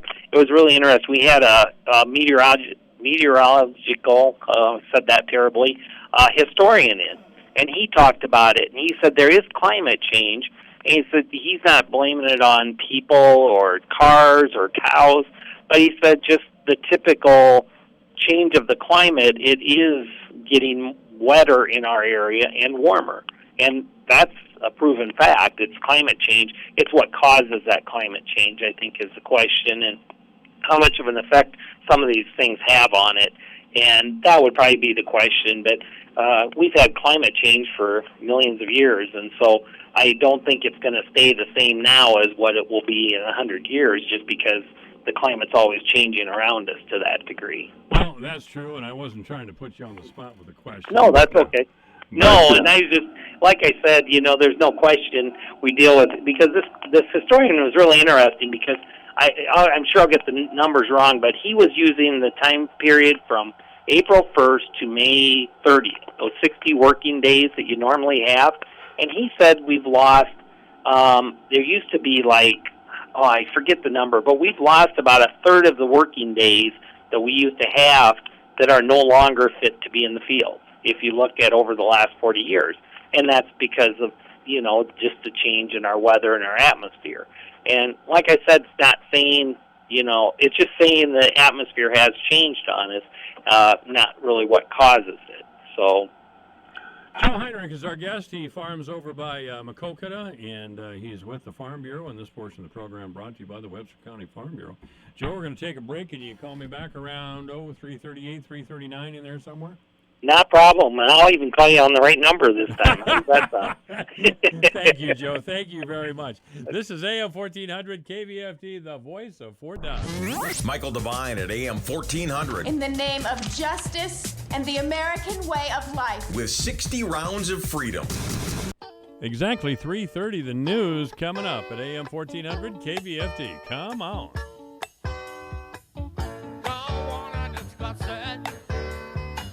Think it's time for a change. You may get disgusted, start thinking that I'm strange. The kids are going to ground, get some heavy rest. Never have to worry about what is worst or what is best. Get it. Oh, domino. All right. Romeo, Romeo, there you go. Lord have mercy. I said, oh, domino. Romeo. It's happening. Wherever cupcakes are being frosted, songs are being recorded, and engines are being tuned, ADP is designing a better way to work. With industry-leading HR, talent, time, benefits, and payroll, more companies rely on ADP than any other HR partner. From small business to global enterprise. See how ADP can help you and your people achieve what you're working for at design.adp.com. ADP, always designing for people. Your news, your town, your station. KVFD News when it breaks. With your KVFD News Update, I'm Rob Jones. A Webster County man is facing 8 criminal charges in Wright County after he allegedly robbed and attempted to kidnap a man at gunpoint in Eagle Grove. 28-year-old Fort Dodge resident Blair Foy is being charged with first-degree robbery, second-degree kidnapping, and 6 other charges stemming from the incident. Reports allege that Foy brandished a semi-automatic handgun with a suppressor and forced a man to his knees while stealing $350 and a cell phone. Police believe Foy tried to force the man into the vehicle he was in, but the man escaped due to a distraction from another party present during the incident. The stolen cell phone was later recovered in a vehicle Foy had been in. The incident occurred in the 400 block of South Lucas Avenue in Eagle Grove. Foy remains in custody at the Wright County Jail on a $100,000 cash-only bond. Iowa State House District 9 Representative Ann Meyer was a guest on Divine's Intervention with Mike Divine on KVFD AM 1400. The subject of Iowa Supreme Court Chief Justice and Fort Dodge resident Mark Cady recusing himself from hearing a lawsuit over changes to the state's process of selecting Supreme Court justices came up. Cady recused himself on September 13th, stating he was not guilty of any wrongdoing, but was voluntarily recusing himself from the case. He was the only one of the 7 justices who did so. When asked if Cady had lobbied her, Meyer had this to say. He did not lobby me to vote against the bill, probably because he knew I was not supporting it. As reported in his recusal from the decision, I did speak with them that morning of Friday. I had some questions about it. The Fort Dodge Community School District held their board meeting last night. Superintendent Dr. Jesse Ulrich provided some background information about the possible changes in elementary school configuration. He first unveiled those changes last week at a workshop. If adopted, the changes would move 5th grade classes from currently classified as middle school and would move them into the elementary school classification. The proposed changes, if approved, could take effect as early as the 2021-2022 school year. The changes also call for a recommission of the Central Administration Building back into an elementary education area. As it stands currently, Fort Dodge Middle School is the 3rd largest middle school in the state. That large enrollment number is due primarily to containing 4 grades. For KVFD from the Jerry Sheeter Newsroom, I'm Rob Jones. Here's the AM 1400 KVFD weatherology forecast. Mainly sunny skies this afternoon with a high of 83. Winds out of the southwest 15 to 20 miles per hour. Scattered thunderstorms likely tonight, lows level off around 56. 71 tomorrow, partly cloudy. Low 70s, Thursday, upper 60s, Friday, with a chance for scattered thunderstorms. From the Weatherology Weather Center, I'm meteorologist Jennifer Wojcicki. Currently, it's 85. Here's a look at how the markets closed today. December corn up 1.5 at 374 3/4. March up 1 1/4 at 385 1/2. May corn up 3/4 at 392 3/4, and July up 1/4 penny at 398. November soybeans up 1 3/4 at 894 1/4. January up 1 3/4 at 907 3/4. March beans up 2 cents at 919. May up 2 at 928 1/2. December wheat down to 1 1/4 at 481 3/4. Oats down 6 1/4 at 273 1/2. Soybean meal up 90 cents a ton at 295.40. October live cattle up 27 cents at 102.12. December down 35 at 107.42. September feeders down 35 at 141 1/4. October up 40 cents at 141.65. October lean hogs up 105 at $62. December up 72 at 69.10. I'm Dwayne Murley. There's nothing to fear about eating beef. I'm Julie Harker with Healthy Living on Brownfield. Are concerns about antibiotics in beef and other meats based in facts? Mark Russell is with the Missouri Beef Industry Council, and he says no. Any meat that you can go buy today is antibiotic free at the meat case. Our industry is very strict on making sure if an animal has received antibiotics that there is a withdrawal period, that the antibiotics are gone out of the system before it can be processed. The same as in milk. We have to be very, very diligent in order to do that.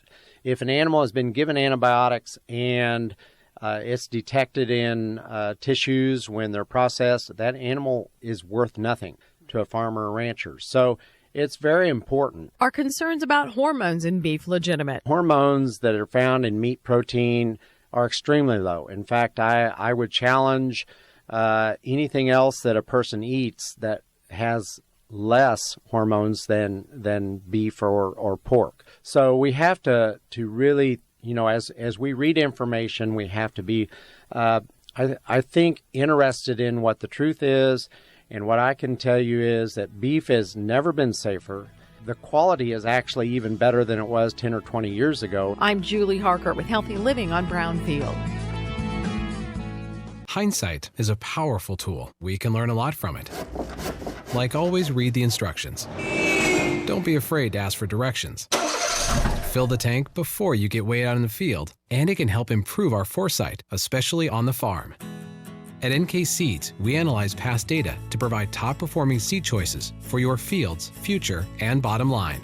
Contact your local NK retailer or learn more at nkseeds.com, delivering technology, genetics, and value. The Iowa Secretary of State's office wants you to be voter ready for the November 5th city and school elections. It's easy. Register to vote, bring your ID, cast your ballot. Register, ID, vote. You've got this. For more information, visit voterreadyiowa.org. Okay, kids, Dad's gonna teach you how to dance. First, spread your feet apart. Then, pump your knee. Dance like a dad. It's a great way to make a moment with your kids. Visit fatherhood.gov. Brought to you by the U.S. Department of Health and Human Services and the Ad Council. Blue Ribbon, Pelham Waters. Your water pro since 1949.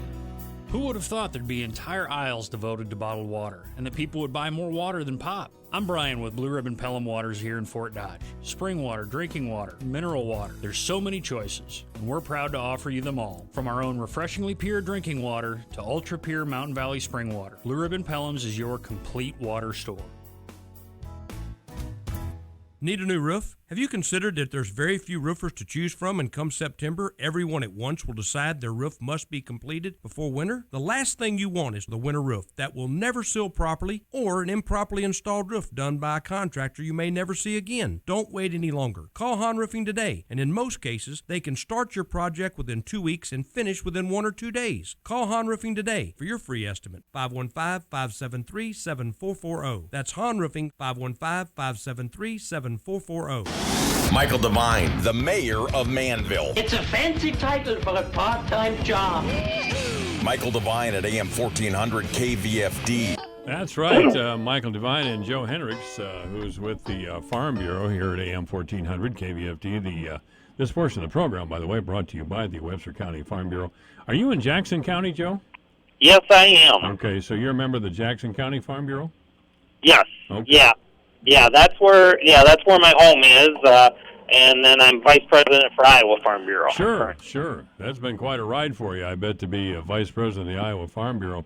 And I'm speaking mainly of the trade war that President Trump has instigated. Now, there's a lot of discussion, a lot of pros and cons about that trade war. The Chinese were literally stealing from us as a country, not necessarily in agriculture.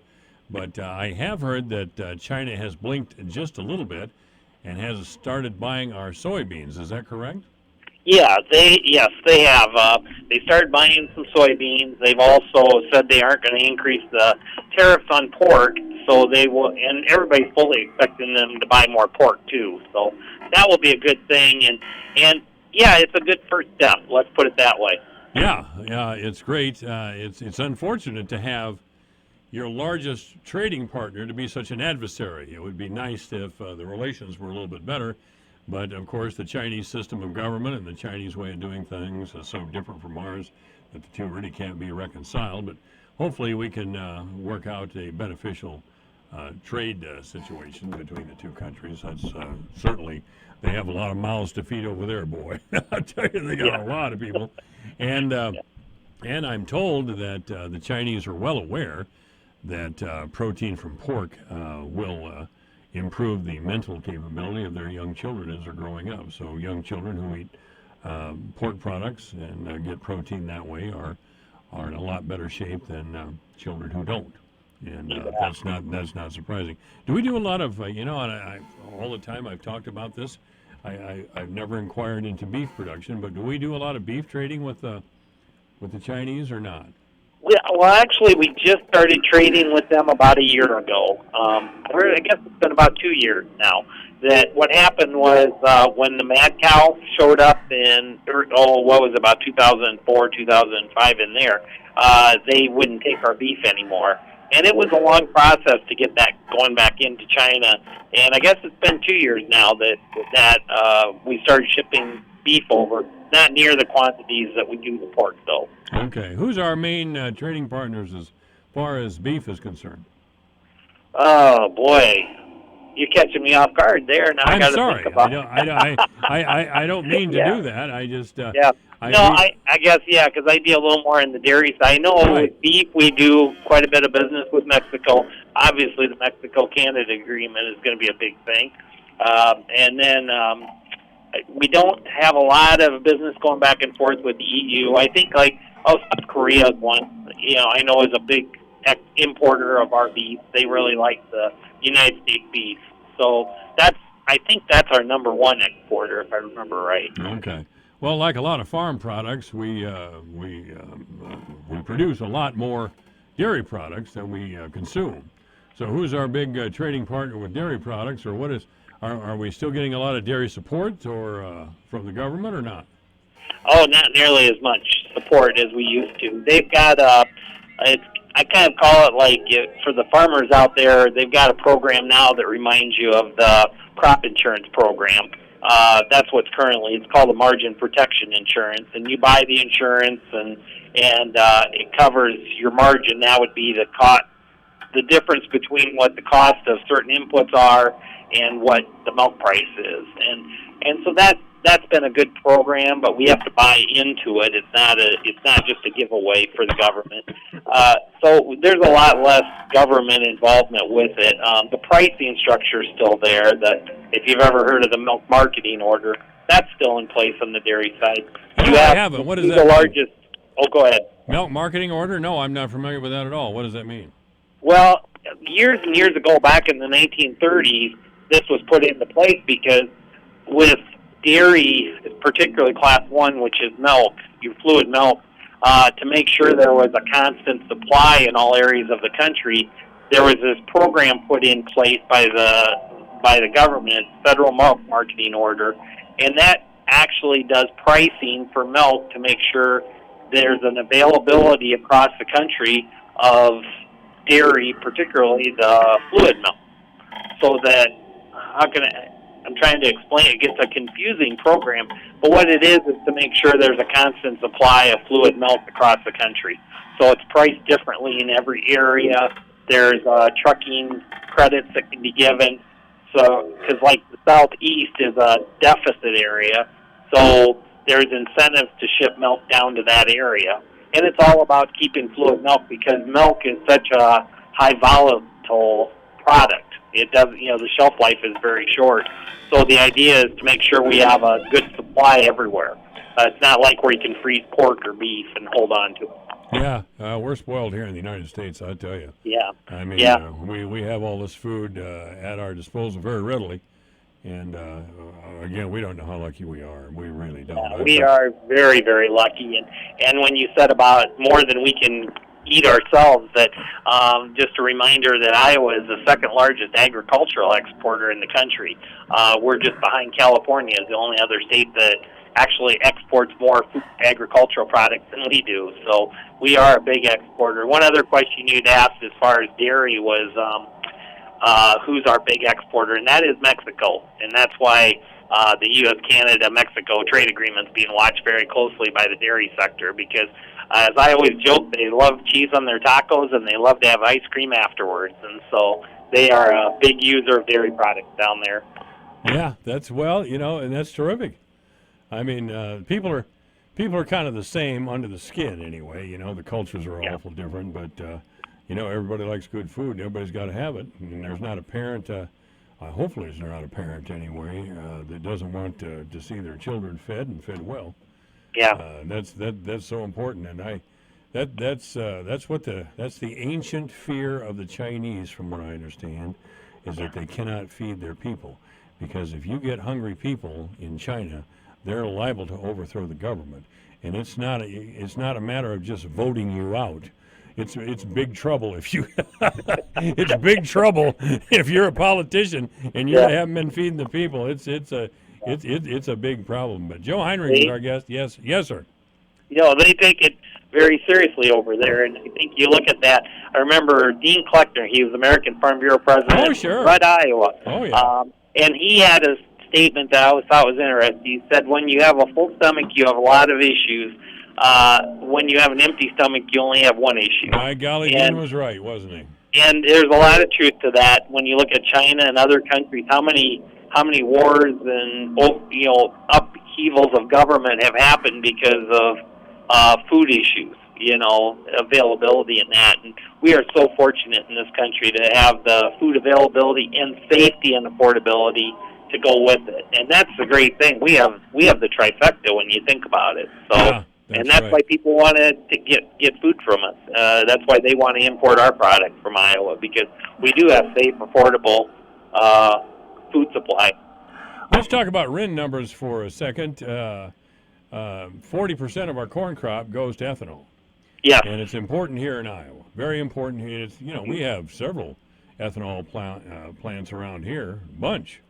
Right. And so it's important for our local economy, a lot of jobs riding on it. And we keep getting the refiners, the oil refiners, who are supposed to process ethanol, getting these waivers, even some of the biggest refiners in the country.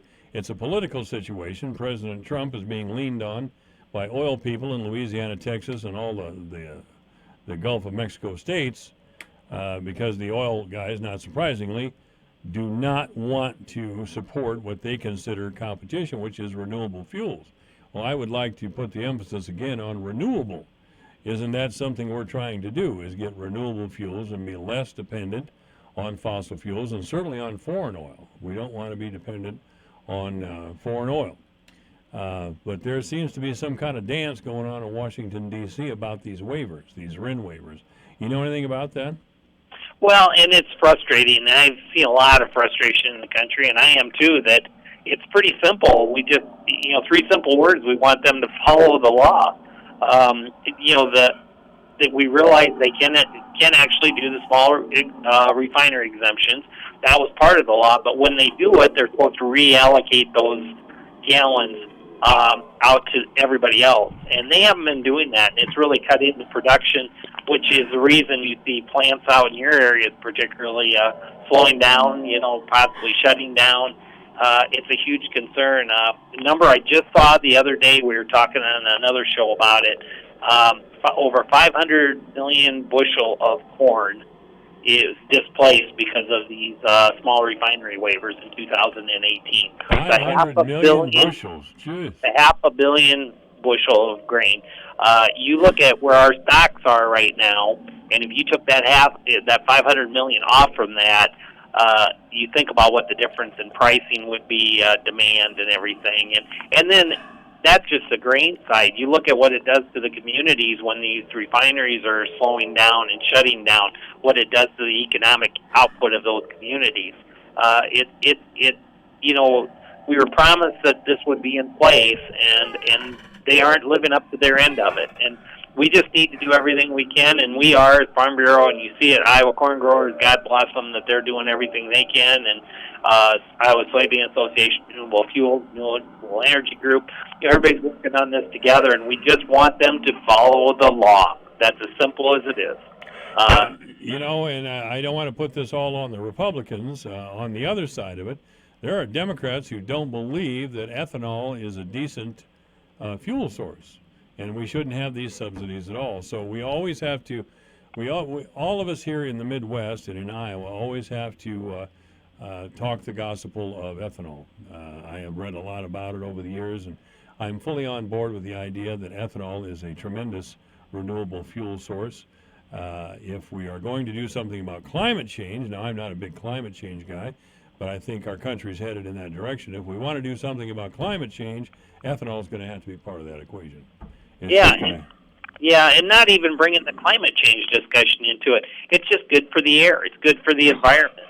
And no matter where you stand on the climate change part, isn't that a good thing to always be worried about it? As agriculture, we've always worried about the environment and what we're working in, because our next generation relies that we take care of it this generation. And so by doing things like ethanol that are renewable energy, it cleans the air more, those are great things. It's just a great story to tell, and it's too bad that we have so much pushback from other sides for economic interests.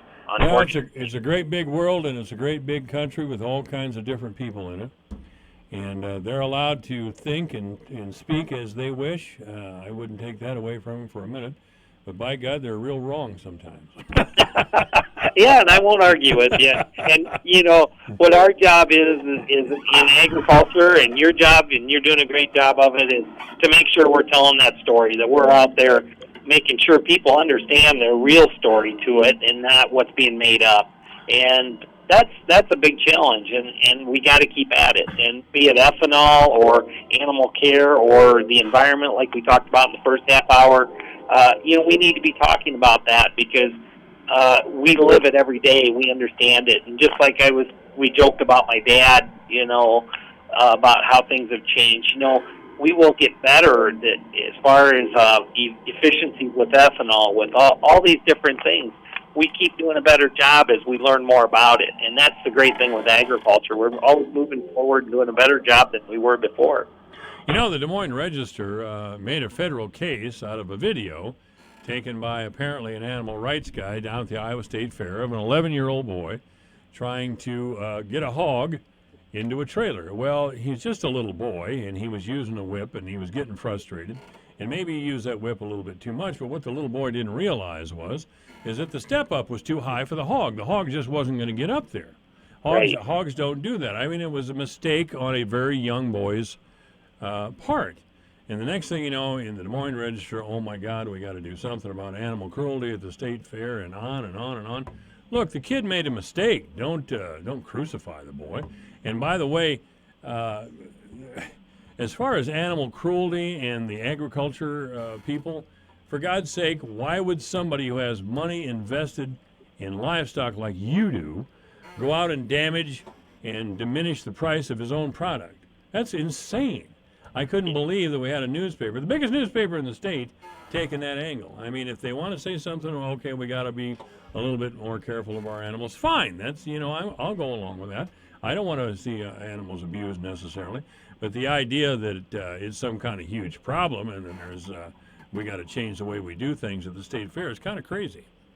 Yeah, and we gotta keep everything in perspective on those things because any shot taken, it doesn't matter whether it's animals or anything else. That in this society of where you've got picture cameras everywhere around you, anything can be taken in the wrong context. And unfortunately, that's what that was. It was just one moment in time.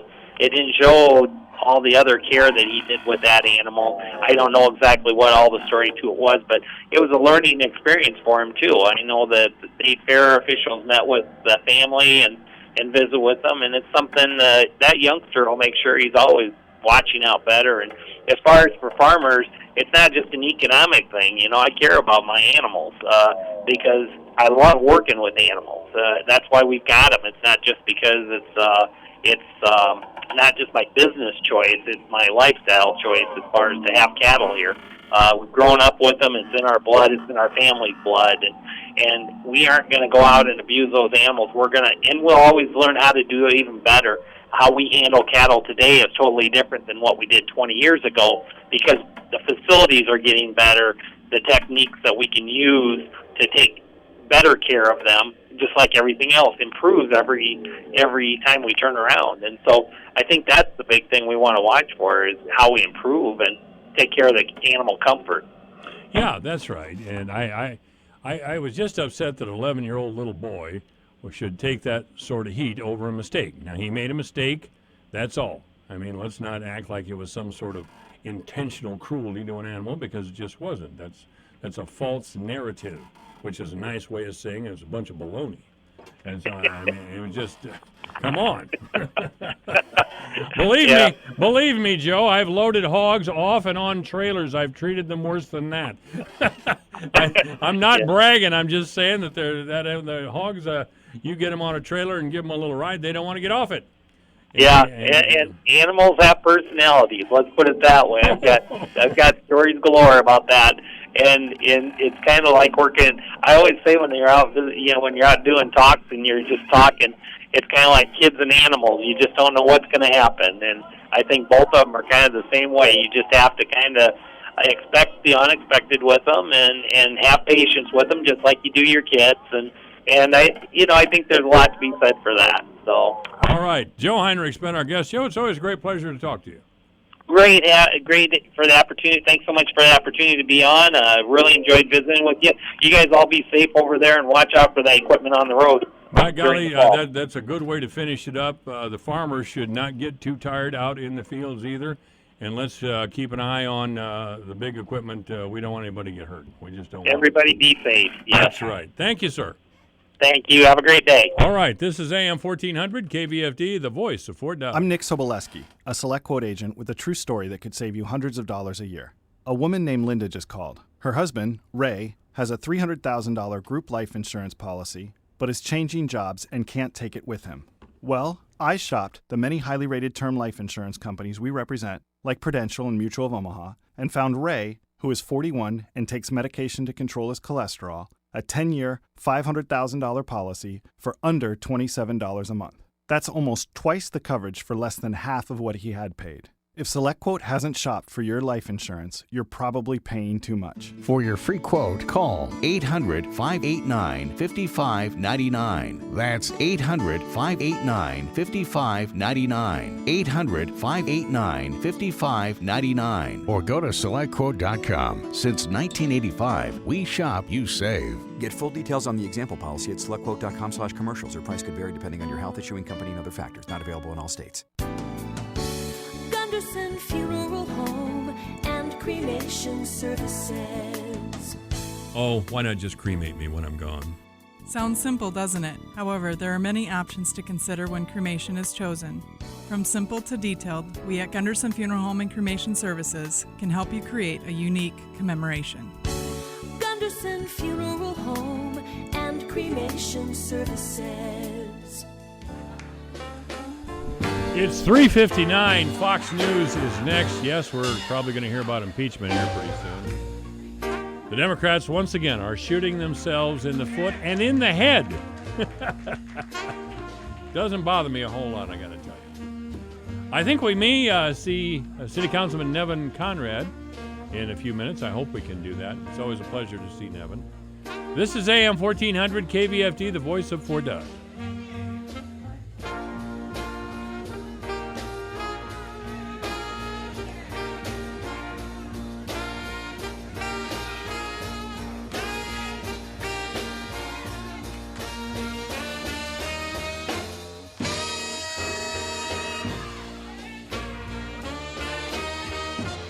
It's everything digital on the Kim Commando Show every Saturday from 11 to 2 on the voice of Fort Dodge, AM 1400 KVFD, Fort Dodge. This is a Fox News alert. The House Speaker makes a move. I'm Lisa Brady. Speaker Nancy Pelosi expected to announce at this hour that she now backs impeachment proceedings. We've seen a steady momentum building in terms of House Democrats coming forward in the last several days, saying that they want to go forward with at least an impeachment inquiry to look into what is known about that conversation the president had with the Ukrainian president and whether it basically merits going forward with an impeachment vote on the House floor. Fox's Mike Emanuel on Capitol Hill, where Pelosi's been meeting with House Democrats while President Trump keeps denying doing anything wrong in that July phone call or in delaying aid to Ukraine days before that call. He tweeted earlier that he has authorized the release of the full transcript of the phone call, but Democrats want the whistleblower complaint about the call. We don't even know right now if the complaint is about the transcript, in part or in whole. And without the complaint, we don't know what the IG thought was so urgent. We do not know what the whistleblower thought was so urgent. Senate Minority Leader Chuck Schumer, former Vice President Joe Biden, says the president thinks he's above the law. And it's time for the Congress to fully investigate the conduct of this president. The president should stop stonewalling this investigation and all the other investigations into his alleged wrongdoing. The Democratic presidential frontrunner also denying the president's claims that he acted inappropriately on Ukraine when he was vice president. All of this related to business dealings in Ukraine by Biden's son, Hunter. Some Republicans already pushing back on the ramped up impeachment push. Texas Senator John Cornyn calling it a colossal error. President Trump suggesting if Pelosi moves ahead on impeachment, it's a positive for him in the 2020 election. Meantime, the head of the House Intelligence Committee says the whistleblower wants to testify. America is listening. Fox News. Dell has something extra for small businesses, up to 45% off during their semi-annual sale. It's a perfect time to update to Windows 10 with huge deals on business computers featuring Intel Core processors, plus free shipping on everything. Call Small Business Technology Advisors who can help you achieve your business goals affordably with low monthly payments on the right tech for you. Just call 877-BUY-DELL. That's 877-BUY-DELL, or visit Dell.com/business deals for semi-annual savings.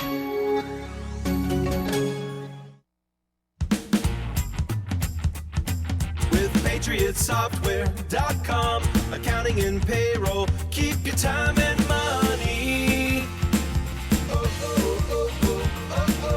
Easy to learn, easy to use, small business software tailored just for you.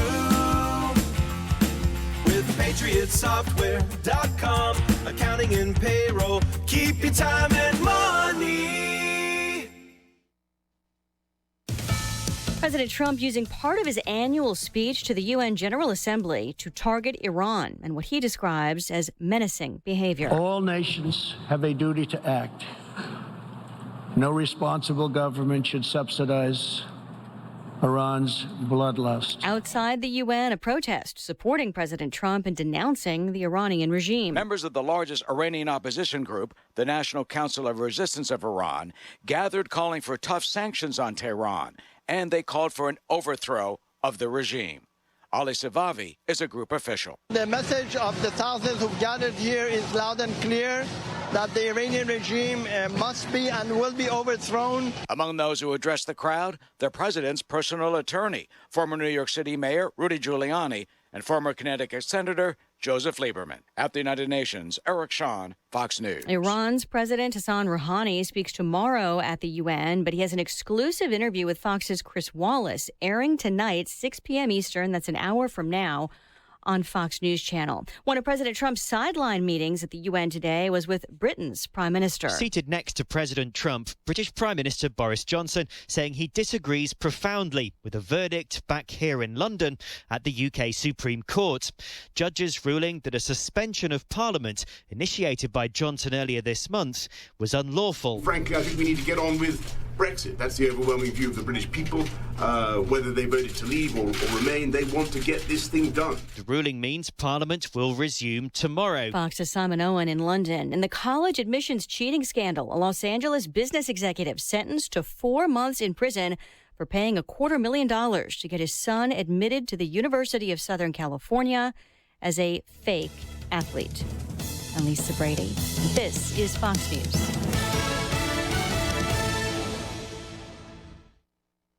Your news, your town, your station. KVFD News when it breaks. With your KVFD News update, I'm Rob Jones. A Webster County man is facing 8 criminal charges in Wright County after he allegedly robbed and attempted to kidnap a man at gunpoint in Eagle Grove. 28-year-old Fort Dodge resident Blair Foy is being charged with first-degree robbery, second-degree kidnapping, and 6 other charges stemming from the incident. Reports allege that Foy brandished a semi-automatic handgun with a suppressor and forced a man to his knees while stealing $350 and a cell phone. Police believe Foy tried to force the man into the vehicle he was in, but the man escaped due to a distraction from another party present during the incident. The stolen cell phone was later recovered in a vehicle Foy had been in. The incident occurred in the 400 block of South Lucas Avenue in Eagle Grove. Foy remains in custody at the Wright County Jail on a $100,000 cash-only bond.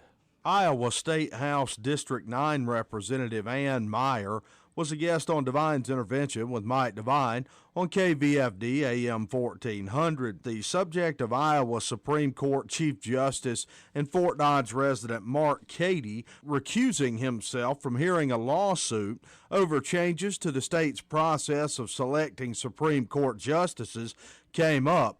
Cady recused himself on September 13th, stating he was not guilty of any wrongdoing, but was voluntarily recusing himself from the case. He was the only one of the 7 justices who did so. When asked if Cady had lobbied her, Meyer had this to say.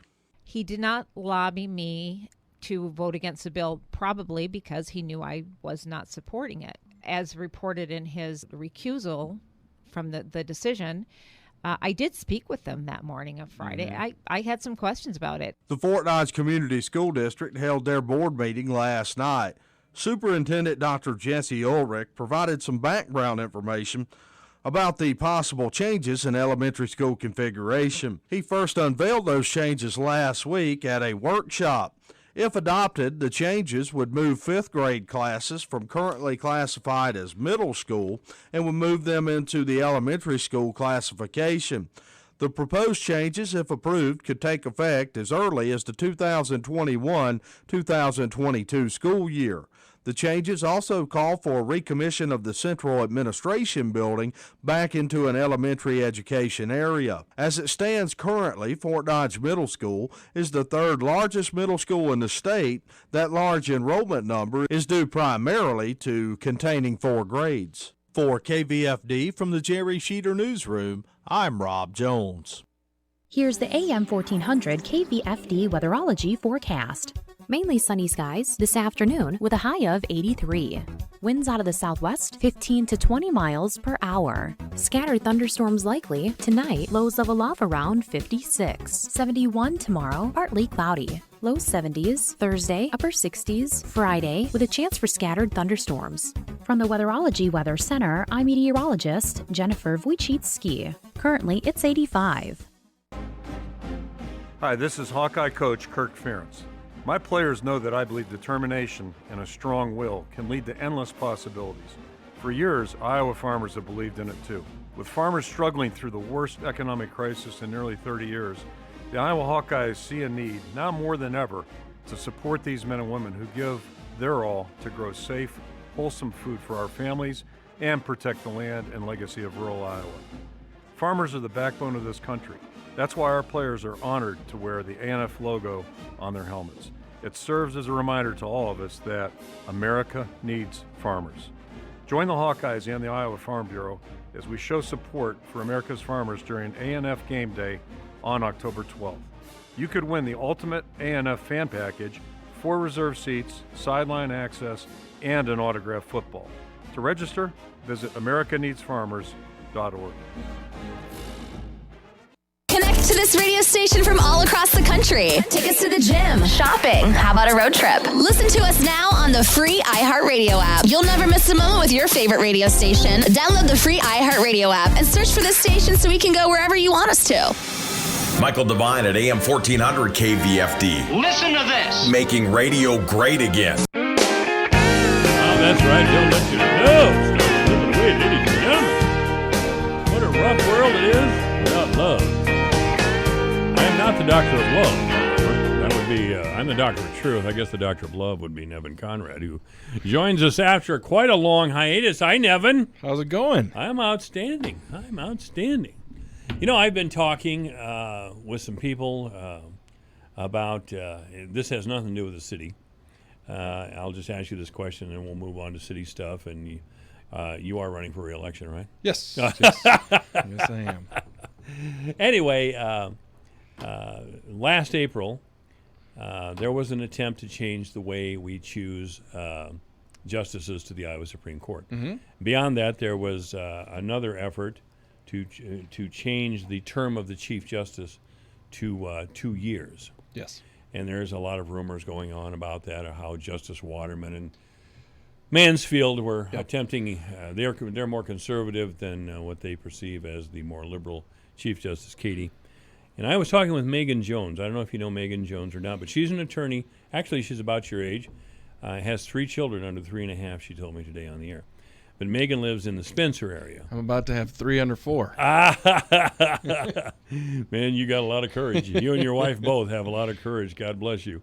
But Megan is an attorney and a Republican, and she felt that as an attorney that she couldn't support the changes. She was one of the very few Republicans who voted against the original bill. Oh, she's a rep, isn't she? Yeah, she's a representative, Okay, state representative. Yep. Did I say senator or what? No, I don't, maybe I missed it if you said it. Okay, well, maybe I didn't make myself. Yeah, she is an attorney and a state representative, actually from Sioux Rapids. Yep. which is Randy Feimster country, which means it's not exactly a liberal group up there. Anyway, I have also heard that within the legal community, that no matter what the political persuasion, so to speak, of an attorney, most, if not all, of the attorneys were opposed to this change, and that through the various legal associations that attorneys belong to, there was an effort to get the attorneys to call their representative and to genuinely lobby in any way that they could against this bill. Were you contacted or any in regard to this bill at all? I followed the bill closely. This is when I went to law school at Drake, you have to write a paper, and my paper was titled Post Varnum, something about judicial selection. Basically, examining judicial selection after that Varnum case that transpired, and specifically analyzing judicial elections versus the merit system, which we have here, and balancing out, what is a perfect system. And to be frank, there isn't one. Of course, there is no perfect system. No, I'm in favor of popular vote. Of course, that has its flaws, deep flaws. Yep. I understand that.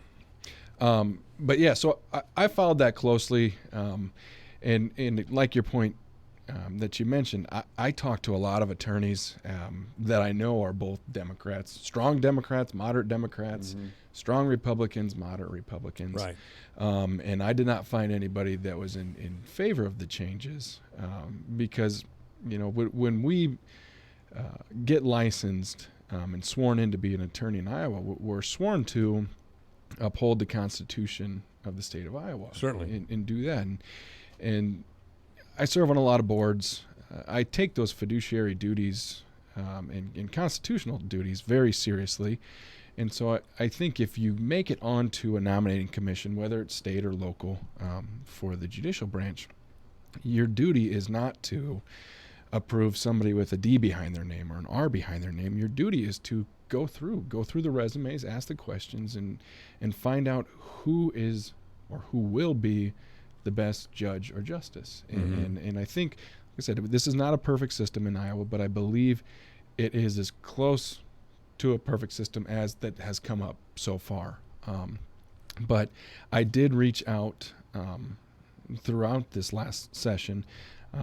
I exchanged some text messages with Representative Meyer, not necessarily lobbying. I just stated, as a constituent, I said, this is a good process. At that point, she was opposed to it. Yeah. And I said, I appreciate your stance in keeping this the way it is, and then offered if she had any questions, she could always feel free to reach out to me. And just kind of that, I maybe text her a handful of times. Were you encouraged to do this by a professional association? No. Okay. I can't remember. I mean, I don't know if the bar, they send out so many generic emails that I delete all of them. I do understand that. I am assuming the Iowa Bar and some other professional associations. Yep. As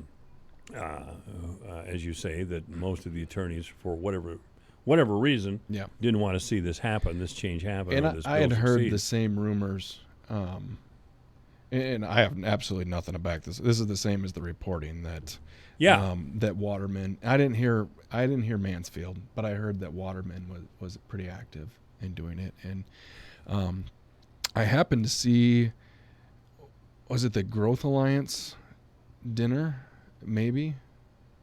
I saw Justice Katie there, and the conversation I had with him that night. I wrote a letter to the editor in the Messenger that basically advocated for the same process and kind of explained the history. But as he thanked me for writing the letter to the editor, but his philosophy was as he stated. I read that opinion that he wrote the other day. Basically, as he stated, it's up to the judiciary. Obviously, he wants to fulfill his term as Chief Justice. He was elected president of the National Chief Justice Association, I think is what it's called. So he wanted to honor that commitment too. So his opinion was pretty much spot on that I read the other day, and saying I don't think there's a conflict there, but you could definitely presume that there's a conflict. So that's more than enough to get out of there. So. Well, Representative Scrappy over in Calhoun County, Mike Sexton, said he got a phone call from Chief Justice Cady and asked that Mike not support the original bill. That's lobbying. Yep. That's lobbying. I guess I've been on this the last few days because there's still a widespread feeling out there that the justices are somehow aloof from everyday give and take of politics. They're not. I mean, there's no rules or laws preventing them from lobbying, and they do when they feel that they need to. And I'm talking beyond what I consider legitimate lobbying, like the judicial system needs more money. Yeah. You know, we want more money, or we want some money directed here. Or I don't think I've ever heard a department come to before the legislative branch and say we need less money. But I know there was a concern about money to the judicial branch a few years ago, and lingering concern. Yeah, still probably so. And I honestly, from my perspective, given the state of regionalization, I expect with the budgetary constraints and just the natural progression of Iowa having 99 counties, I think we're going to have regional courthouses. Oh, we got to at have some point in the future. So. I mean, the only reason we don't have now is because there are people in sparsely populated rural areas in northwest Iowa, especially, who have really good state jobs, and they don't want to give up the benefits or retirements of these state jobs. I mean, there's a county board of supervisors in Pocahontas County, Calhoun County, and they're all doing well. I mean, for the amount of time that they have to put into their jobs. And, of course, there are clerks of court and on and on and on, you know, and they don't want to, understandably, give up those jobs. The only guy I ever talked to who came forward and said that I will reduce the number of counties in Iowa if I ever run for governor and can get elected was Matt McCoy. And he was very direct about that. But I really think that we need to get that done. It's easy for me to sit here in Webster County. It would probably be a... And I don't know if it'd necessarily be consolidation of counties, but for sure courthouses. Yeah, for sure courthouses. It's unfortunate, but that's just when you've got a county with a 8,000 population. Or 6,500 like in Pocahontas County. And most of those folks are over 60, frankly. I practice up there. I know them. Hey, that's where my wife was from. She was from Havelock, Iowa. And when I first met her in the late 70s, that was still a pretty well-populated area. But I go through there now, and there's nobody there. I just drove through Havelock. Anyway, City Councilman Nevin Conrad is our guest, so let's talk about city business a little bit. Minky and others, and perhaps you. We've got a lot we can go back and cover. Well, let's go back and cover it, buddy. Minky was questioning directly representatives of KDG in Kansas, who are supposed to be the people who are going to reconstruct the Warden Plaza. I don't think, from reading the paper this morning, and I should have actually been at the courthouse or City Hall for the meeting, that KDG feels any sense of urgency in getting this project done. If 2 years have gone by and we haven't got a agreement with a bank, or they don't have an agreement with a bank, what are they doing? Well, and they went over some of that last night, and it sounds like the agreements with the bank, they want to see those tax credits in place. And I share Councilman Menke's concerns. It's frustrating. Everything in government is slow, but this has been exceptionally slow. There's been hurdles that have come up, and you can argue whether or not those hurdles were foreseeable or unforeseeable. But the fact is, we're in the situation that we're in, and basically go time is August of next year. Go time for what? Basically, August is going to be the key moment, because a lot of these moving pieces in this complex financial puzzle that KDG has have to be in place. We have to have everything lined up, and that's make or break. And I think I can't speak for the council, but from my perspective, if we're not hitting deadlines and we miss out on April, we're going to be back another year, another 2 years. So if those are missed, then we got to revisit everything. That brings me to my next question, of course. Do we have the right developer? I mean, you have to understand. I mean, KDG understands this. They're in business. They've been in business. They've done these sorts of projects before. It's never smooth sailing. Yeah. I mean, there's always something that comes up.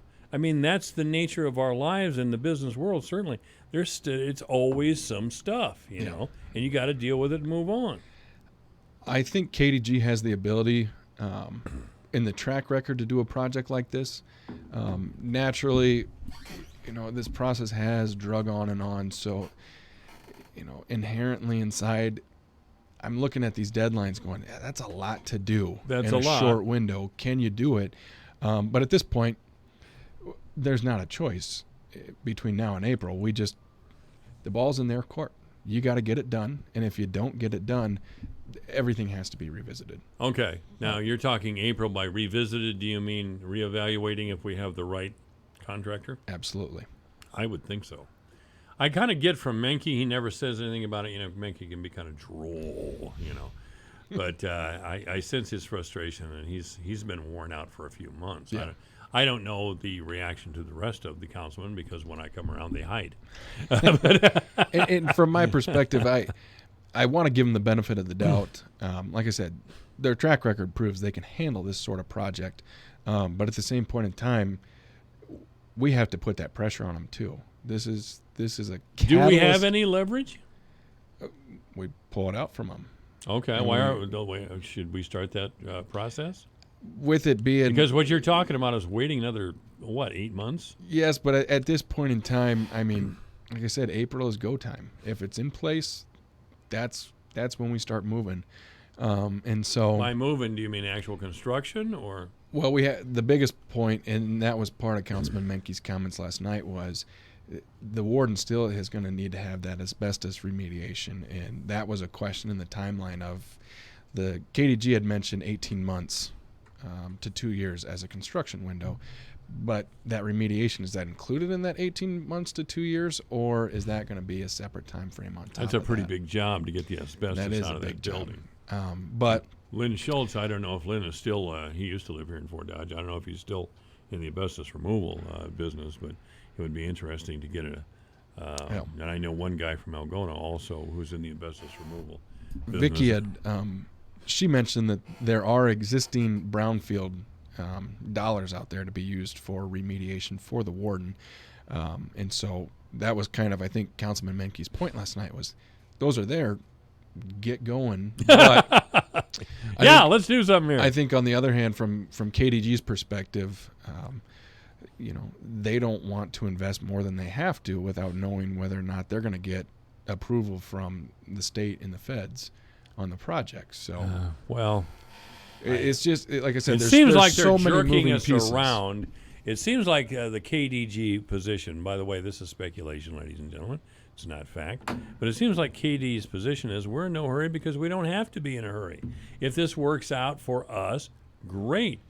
Fort Dodge can sit and wait for as long as is necessary. And if we get the project done, fine. If we don't, fine. But there doesn't seem to be an ounce of urgency on the part of KDG. And that's what I mentioned with that pressure component is, you know, this has been a long, drawn-out process, and you know I understand everything is a slow process, but at some point we want to see results, and that's why Matt Brown from Formation is telling us April's go time. KDG is saying that's the deadline where we have to have this stuff. So, you know what? I'm going to give you the benefit of a doubt through April, but if we slip up and we're looking at more delays, then you know we're not going to. I don't want to say we're because I can't speak for the council, but from my perspective, I don't want to dink around anymore. We need to go back to the drawing board and see what's out there. Dave Flattery is the dreamer, you know, and Dave dreams big, and it's when I say dreamer, I don't mean that necessarily in a negative way. You have to have somebody with a dream. You have to have somebody who can sell it, so to speak. And boy, if Dave gets passionate about something, he's a passionate salesman. Yep. And it would be interesting to see what Dave has his take on this, because I know he wants. I know he's been working on this a long time. Mm-hmm. Him and Nevin Conrad, or not Nevin Conrad, Hey, it's me. That's you, right. Nevin Mulholland and others have been working on this project for a long, long time. And I can't believe that we're still here where we are. Yeah. Well, even I look back to my last election, and the idea of doing anything to the warden, even in that election cycle, was still a pipe dream. Yeah. And it at least we're in a process, and we're moving. Which direction we're moving, who knows? But we're moving, and I said we just got to keep the pressure on and hold them to task. Yeah, boy. Yeah, that's frustrating. Especially if they don't perceive you as having any real authority. I mean, not you personally, but the council and the mayor and the city manager and the whole thing. Yeah. And that's what it appears like, is that, hey, we're here. We'd like to do the project, but it's not that important. That seems to be their attitude. We got other irons in the fire, and I'm sure that they do. But again, it seems like they're stringing us along. Is there another developer out there who takes on these sorts of projects? I suppose we'd have to start all over again. It's pretty slim pickings, but you never know. And that's part of the process, too, is, I understand there's been hurdles and obstacles in the way, and that's why there's the benefit of the doubt out there. But at this point, everyone knows what's required, and everybody knows when the deadlines are. So if those required items are not done and those deadlines are not met, then you're clearly not the right entity to take. Well, it's all on the table now. Right. I would think some very wealthy local person or a couple of local wealthy people could come together and, well, I'm like Menke, for example. Somebody who has 30 million laying around. somebody like Menke might be able to do the job. I don't know. This is AM 1400 KVFD, the voice of Fort Dodge. Our guest is City Councilman Nevin Mulholland. Are you in your second term? Conrad, you get the Nevins mixed up. What did I say? You did said I say Mulholland. Really? I've known two Nevins in my entire life, and I can't keep them straight. Well, you're probably the better looking one, maybe. I don't know. My hairline keeps going further and further back. I can't talk to you about that. But anyway, yeah, Nevin Conrad is here. Mulholland will be here on Friday, I think. If he's not out at the lake sleeping in. We'll see. Anyway, God, you threw me off my game there. I had something I was going to... Is there anything else that we talked about at the city council meeting we should know? Last night was pretty smooth sailing. Like I said, the biggest thing was that warden project, getting the update on that as well, too. So lots of moving pieces. I haven't been in since junk day time last year. And you had mentioned the council tried to get away with junk day last year. I will remind you, I was in favor of junk day last year. Excellent. So because Dr. Evil, keeps trying to kill him. I've listened to those segments. It's him and his mini-me trying to kill it. And the day. international man of mystery himself was in here on Thursday and didn't offer much support. He kind of some vague support, but then he left the country. The junk day is an extremely important and valuable tool for the citizens of Fort Dodge, and as you saw last year, it's near and dear to the citizens of Fort Dodge, and it really is, and it's sticking around. After that workshop, I completely agree. Changing the date from Wednesday to Monday is smart. Not only do you get people moving their junk or items out on the weekend, but then you don't have to worry about the people scooping around and checking out the curbsides while we've got work going on and school going on. So from a safety perspective too, I think it's better to have it on Monday. Yeah. Yeah, that's great. And I like the idea of being able to utilize tags throughout the year so you don't have to hold on to a mattress or something until junk day. You can get a tag, slap it on, and have them come pick it up. So other than that, I like it as it sits. I've been in radio off and on a long time on the East Coast, in Arkansas, Wisconsin, and it was my job to cover council and mayors and those sorts of things. I have never, in Fort Dodge, I've been in Fort Dodge many, many years, and I've never seen a bunch of council people act like they were walking on hot coals with their bare feet, as when it was discovered that some of our councilmen were in favor of getting rid of junk days last year. Wow! Did they freak out? That was a quick and feisty response. I was going to say at 5 o'clock in the afternoon, oh yeah, we're going to get rid of junk day. And before the Messenger went to print, they had changed their minds. Yep. And I keep reminding Dr. Evil of that, and he just is unconcerned. He's I don't know. It's something about his evilness that he can't get this out of his head for some reason. Anyway, Nevin, I want to appreciate you coming here at the last minute. I haven't seen you in a long time. Hopefully that we can talk fairly regularly in the future. You're running for re-election, and you do have an opponent. I invite Mr. Conrad, not Mulholland, Conrad's opponent in to speak. Two opponents. Yeah. I should you make have two opponents. I should make a quick plug. What was the Well-Informed Webster people have created a new group. There is a forum this Thursday. It's just for that at-large primary. Right. So it'll be myself and my two opponents, and it is not at the place by Willow Ridge. It's at the Celebration Center in Friendship Haven. That starts at 6. It'll go for about 2 hours. I love those forums because it's a direct ask. It's not really watered down. It's usually a fun time. So and that's Thursday, right? That is Thursday, 6 o'clock at the Friendship Haven Celebration Center. Evan, thanks a lot, and I join you in rejoicing over the pending birth of your next child. I'm excited. All right. Thanks, Mike. All right, take care. This is AM 1400, KVFD, the voice of Fort Dodge. Michael Devine, the Doctor of Truth. Does anyone have anything they'd like to confess? That AM 1400 KVFD. Yes, Nancy Pelosi is talking impeachment today. Boy, the Democrats have a way of shooting themselves in the foot and the head at the same time. But I guess, what can you say? By the way, Ann Coulter, you know her, real liberal. She says the real problem here is that President Trump is an idiot. The world is just blown up. Give more power to the people. There's some people up there hogging everything. Telling lies, giving out advice about the people's money and things.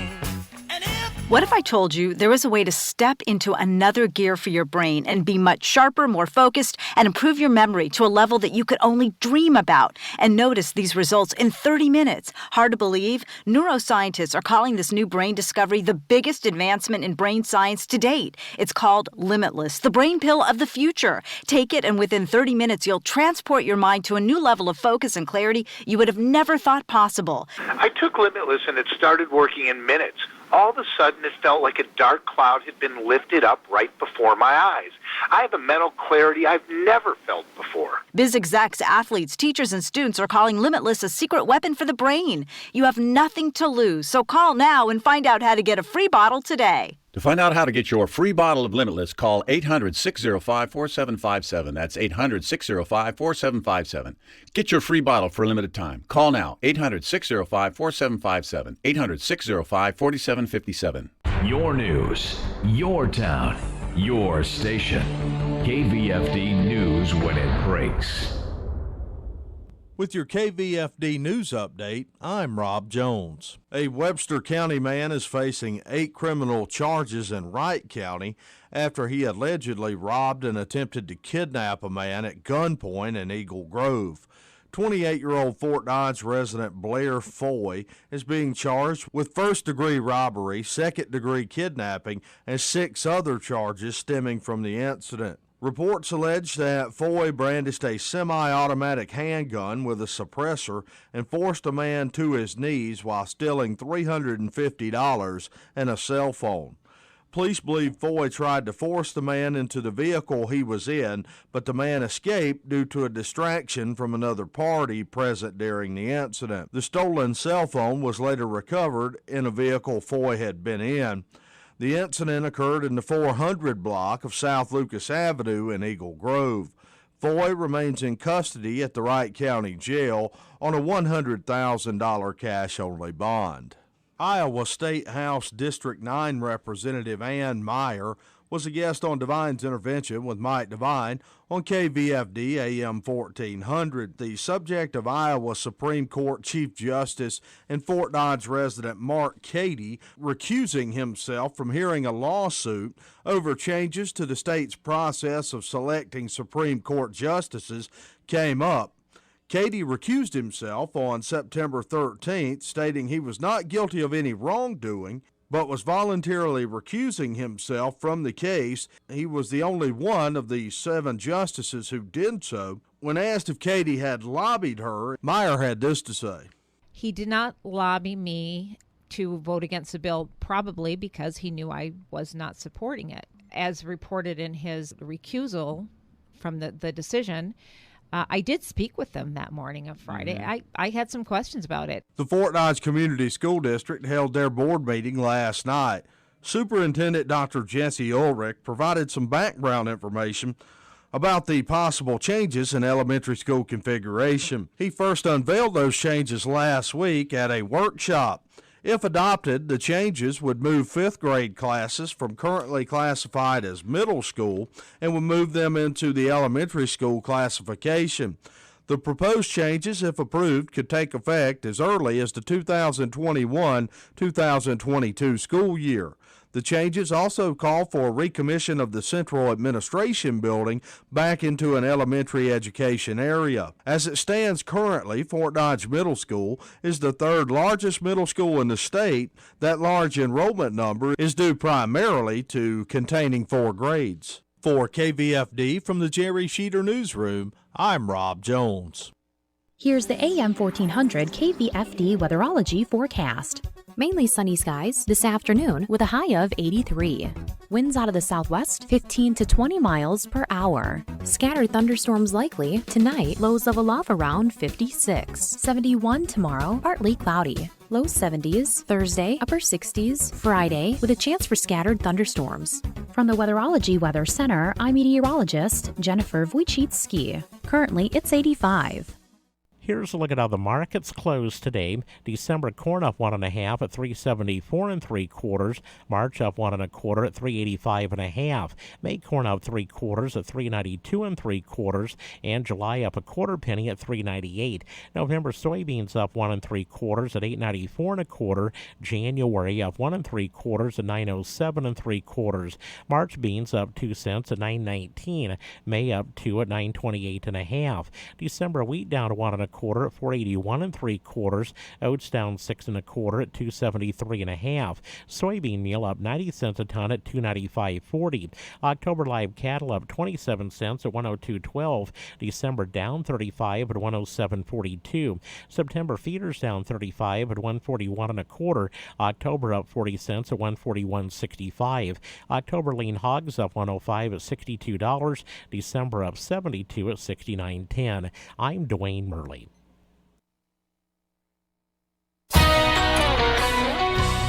Uncertainty about the economy leaving shoppers feeling uneasy. Consumer confidence taking a big tumble in September, falling to a 3-month low. The ongoing trade war with China and concerns about a global slowdown are the big reasons why. And that had investors losing confidence on Wall Street Tuesday. The Dow, the S&P 500, and the NASDAQ all closing lower. The market also nervous about all the impeachment talk. And it looks like shoppers are planning to cut back the weekend after Thanksgiving. According to the company Retail Me Not, consumers plan to spend an average of $738 between Black Friday and Cyber Monday this season, but that's $65 less than last year. Another state is taking action against e-cigs. Massachusetts state officials announcing a 4-month ban on sales of all vaping products for tobacco and marijuana. And the move comes as the number of vape-related illnesses around the country continues to rise. With the Fox Business Report, I'm Susan Lee. Hi, I'm Jay Farner, CEO of Quicken Loans. 30% of Americans who are planning home improvements of $5,000 or more will pay for those renovations with a high-interest credit card. That may not be a great idea. A better idea may be to take cash out of your home with a Quicken Loans 30-year fixed-rate mortgage. The rate today on our 30-year fixed-rate mortgage is 4.125%. APR 4.22%. Call us today at 800-QUICKEN or go to rocketmortgage.com. Rate subject to change. Pay 0.88% fee to receive this discounted rate. Call for cost information and conditions. Equal housing lender. License in all 50 states. NMLS number 3030. Well, we're on the telephone today with Casey Allison, Director of Industry Relations with the Iowa Beef Industry Council. Casey, wanted to get an update from you on the beef checkoff. So give us an idea of how things are looking today. If we take a look at the current ROI study, it shows that for every dollar of investment in the beef checkoff, there's a return of $11.91. And it all comes down to driving that beef demand. Another thing that I'd like to share here is, based on the study, we found that from 2014 to 2018, all of the Cattlemen's Beef Board promotion and the research activities increased the domestic beef demand by 12.8 billion pounds. So we're getting in front of those influencers, and we're trying to provide information and those educational pieces so that shoppers are motivated and feel comfortable purchasing beef. Thanks, Casey. For more information about the Iowa Beef Industry Council and the Iowa Cattlemen's Association, go to iabeef.org.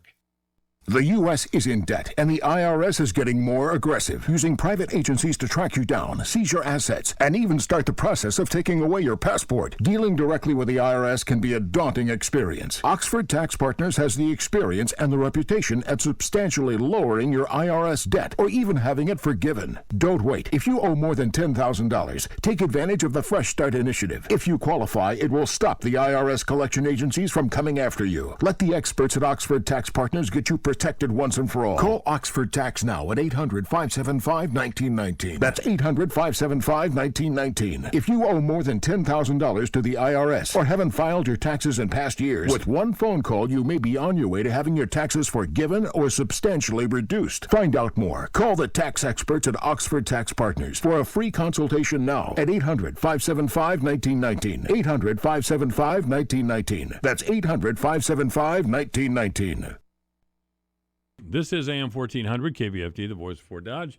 I'm Michael Devine, 443. Obituaries this hour brought to you by the historic Bruce Funeral Home at 923 First Avenue South, Fort Dodge. You may contact the historic Bruce Funeral Home by calling 515-576-5117 or online at www.brucesfuneralhome.com. Eleanor Askelson has died. Services for Eleanor Askelson will be tomorrow morning at 10:30 here in town. Jack Lunn has died. Services for Mr. Lunn will be at 11 o'clock in the morning tomorrow at Corpus Christi Catholic Church here in town, with a rosary at 9 a.m., all at Corpus Christi Church. Obituaries this hour brought to you by the historic Bruce Funeral Home at 923 First Avenue South in Fort Dodge. You may contact the historic Bruce Funeral Home by calling 515-576-5117 or online at www.brucefuneralhome.com. This is AM 1400 KVFD, the voice of Fort Dodge, 445. Ever wanted to speak another language? Babbel can get you confidently speaking Spanish, French, or German within weeks. I just started learning Spanish with Babbel, and it's really helping my pronunciation. ¿Cómo te llamas?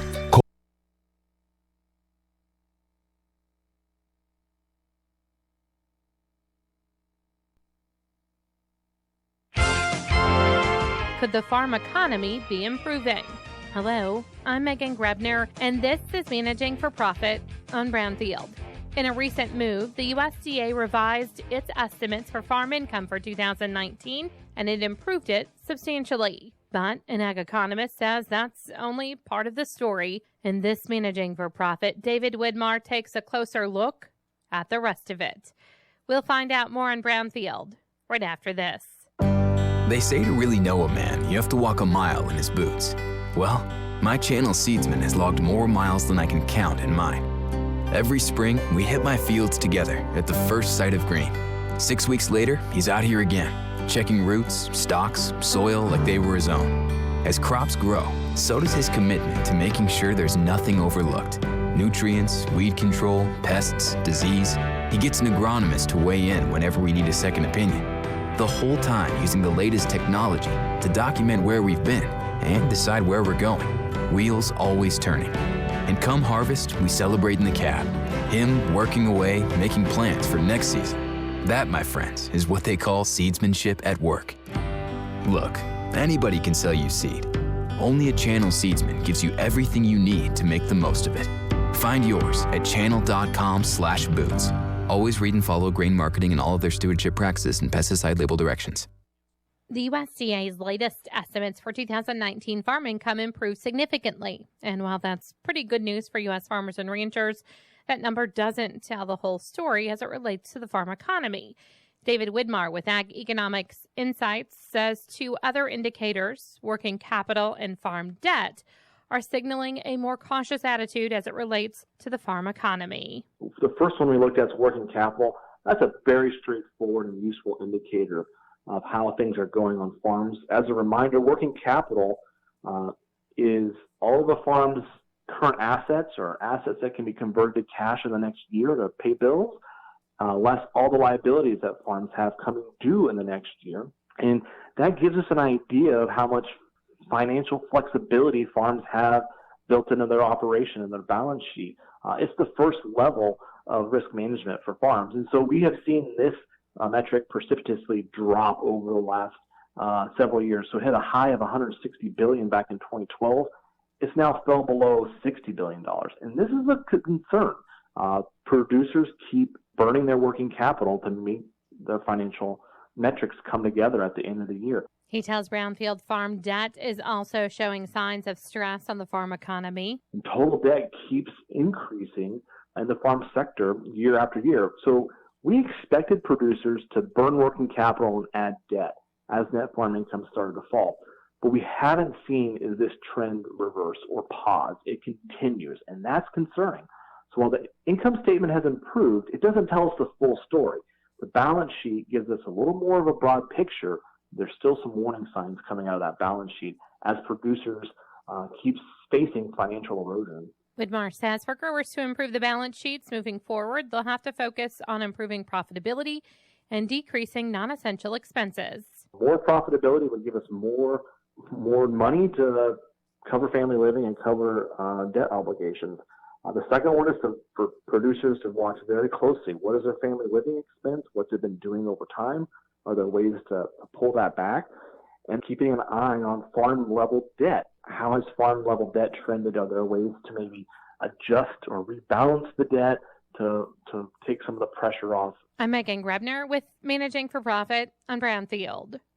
Have the talk of the lifetime with the ones you love and make the difference of a lifetime. Grandma, this card asks, what's your favorite family tradition? Christmas would be my favorite. You know how we use the special tablecloth and all the fancy dishes? And those cookies you always make. Should we whip up a batch and bake some together now? Sharing stories and memories with those who matter most isn't just important today, it will be especially significant when it's time to honor a life lived. Contact Gunderson Funeral Home to learn more about having the talk of a lifetime. Michael Devine at AM 1400 KVFD. Listen to this. Making radio great again. Well, we're trying to get that done. As a matter of fact, I don't think trying to do it is operable. I think we have done it and can only make radio greater in the city of Fort Dodge. Unless you have some other radio station in some other town in mind that tells you if there's a storm yesterday. No? I do need to tell you something important as far as the weather is concerned. The National Weather Service has issued a tornado watch for Webster County.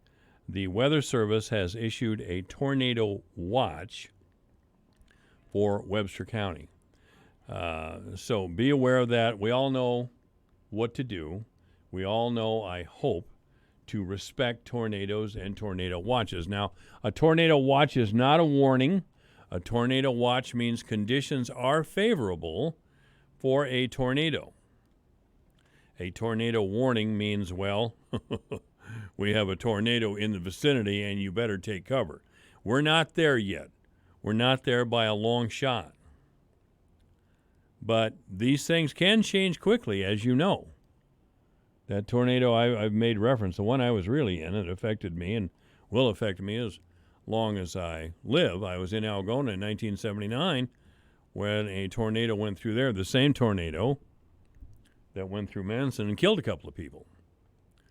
And that, boy, I'll tell you, it was 1 minute, really nice weather, and another minute, It got cloudy and a tornado developed and plowed through Algona, wiped out the east part of town. I mean, flattened it. I've seen war zones that didn't look that wiped out. I mean, as far as you could see in the east part of Algona, in a newer section of town, by the way, a lot of ranch-style houses out there. Those houses were flattened at the basement line, right at the foundation line. They were taken right down. And if people hadn't gone to their basements, if they hadn't respected that, the death toll in Algona and probably Manson both would have been much higher. As it was, I believe, an elderly woman in Algona and another older woman in Manson were both killed, and they didn't have basements. They tried to go to interior rooms in their homes, the bathrooms, as I recall, but it didn't save them. The tornado was too strong. And there were a number of tornadoes in northwestern Iowa and north central Iowa that night. So, just putting you on the ball, we are under a tornado watch. And really, almost every county in central Iowa is under this tornado watch. I'm talking Pocahontas, Wright County, Winnebago, Warren County down south of Des Moines, Grundy, Guthrie, Hamilton, Hancock. All of these towns, Kossuth, by the way, Lyon County, Adair, Adams, Boone, Buena Vista, Butler, Calhoun. All of these towns, or not towns, but counties, are under the tornado watch. Under the tornado watch. Now, there's counties in southern Minnesota and southwestern Wisconsin as well, but really that's out of our listening area. And even if I were to read all the counties, nobody over there would be able to hear me at all. So I will just remind you again that we are under a tornado watch. We're under a tornado watch for quite a while. As a matter of fact, the Weather Service hasn't even told me how long the thunderstorm. It started out as a thunderstorm warning and then went to tornado watch just that fast. So, again, I can't tell you even how long it's on. But the thunderstorm watch a while ago talked about hail and wind. And now we're talking tornado watch. So if the weather's bad in your area, please give us a call at 515-955-1400. That's 515-955-1400. Be a responsible citizen. If you have bad weather in your area, give us a call again at 515-955-1400. We don't want to be messing around. I mean, we're not trying to scare anybody. I'm not trying to scare anybody, but a tornado watch is a tornado watch. And we have to take it seriously, and we do take it seriously. And if it gets a little crazy out here later, I mean, the weather gets a little crazy, we'll all be out here. Rob Jones will be on the air, our news guy, and we'll come out and help him and do whatever we need to do to get you all the weather information as it happens. And yeah, we have no problem going to the basement either. This is AM 1400, KVFD, the voice of Fort Dodge. I want to thank my guest, Representative Megan Jones. I believe she's from the Sioux Rapids area, which is Randy Feenstra territory, which means certainly not a real liberal area. I want to thank Megan. I've spoken to her before. She's an attorney and a very bright person and a very optimistic person, so she's kind of a joy to talk to. She's a young woman, a young mother, and it's great to talk with somebody like that. And Nevin Conrad, by the way. I haven't seen Nevin Conrad in quite a long time, and he dropped by. And he's a young father, also expecting his third child, and an attorney and city council person here in town. So that's terrific. The rest here, let me give you the weather forecast at AM 1400, KVFD, the voice of Fort Dodge. There is a good chance of a thunderstorm after 5 o'clock. Some of the storms could be severe. Otherwise, it's going to be sunny with a high of 84. Overnight showers and thunderstorms likely. Mainly before 10, some of the storms could be severe.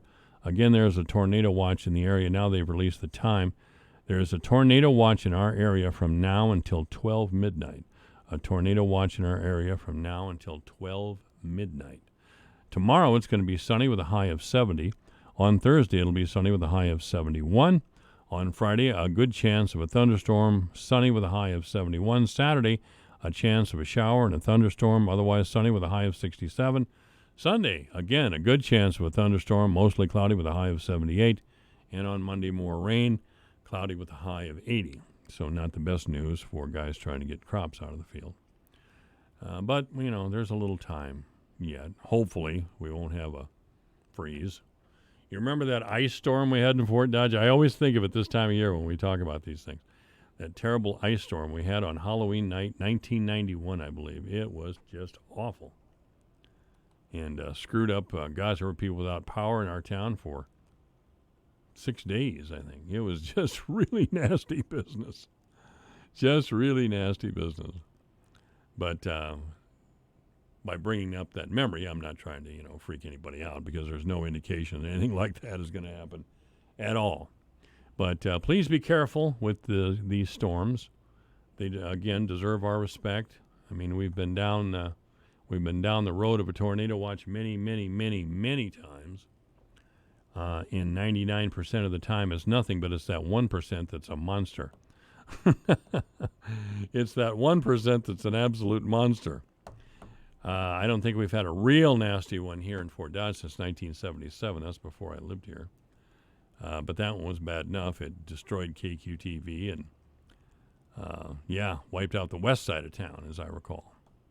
Wiped out the west side of town. So let's respect their power, and we hope the whole thing just goes away. And a lot of times, that's what will happen. A lot of times that will happen. But again, tornado watch until midnight tonight. Now, I'm supposed to go to the Citizens Academy this evening, and I wonder if we'll have it with this weather, but that's not a concern I guess I have to share with you necessarily. It was just top of the mind, but I'm going to go to the Citizens Academy anyway and see what's going on. It's been very informative and very interesting. The next time they have one, you ought to go, by the way. This is my second one. I went to the very first Citizens Academy, and now I'm going to this one. And, it's a great group over there. It's 4:59. Fox News is next, and then the local news. Dave Ramsey coming up. This is AM 1400 KVFD, the voice of Fort Dodge.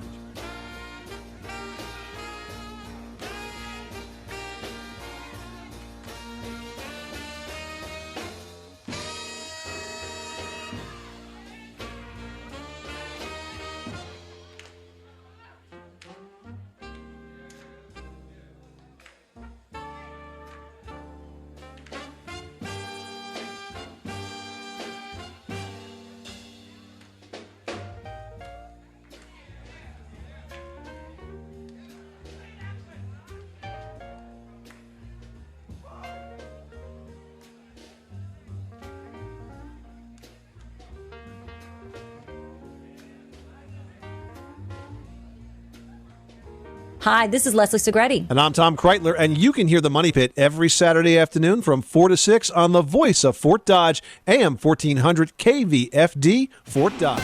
This is a Fox News alert. She says it's about the Constitution. I'm Lisa Lacera. House Speaker Nancy Pelosi is saying no one is above the law, referring to a July phone call between President Trump and the leader of Ukraine that prompted a whistleblower complaint. For the past several months, we have been investigating in our committees and litigating in the courts, so the House can gather all the relevant facts and consider whether to exercise its full Article I powers, including a constitutional power of the utmost gravity, approval of articles of impeachment. Pelosi had been resisting taking action for months, instead deferring to committees. The actions of the Trump presidency revealed the dishonorable fact of the president's betrayal of his oath of office, betrayal of our national security, and betrayal of the integrity of our elections. We're expected to hear from Republican leadership this hour. The president tweeting that they never saw the transcript of the call. He spoke about it earlier today. It's just a continuation of the witch hunt. It's the worst witch hunt in political history. Also earlier, the president announced he would release an unredacted transcript of the phone call tomorrow.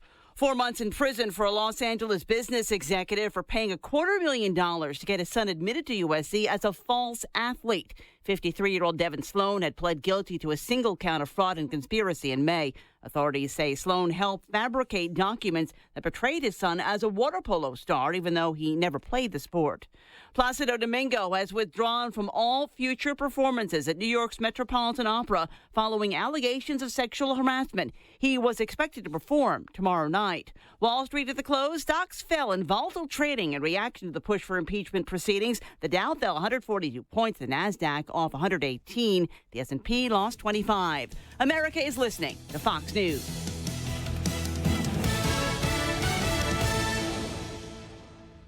Dell has something extra for small businesses, up to 45% off during their semi-annual sale. It's a perfect time to update to Windows 10 with huge deals on business computers featuring Intel Core processors, plus free shipping on everything. Call Small Business Technology Advisors who can help you achieve your business goals affordably with low monthly payments on the right tech for you. Just call 877-BUY-DELL. That's 877-BUY-DELL or visit Dell.com/business deals for semi-annual savings.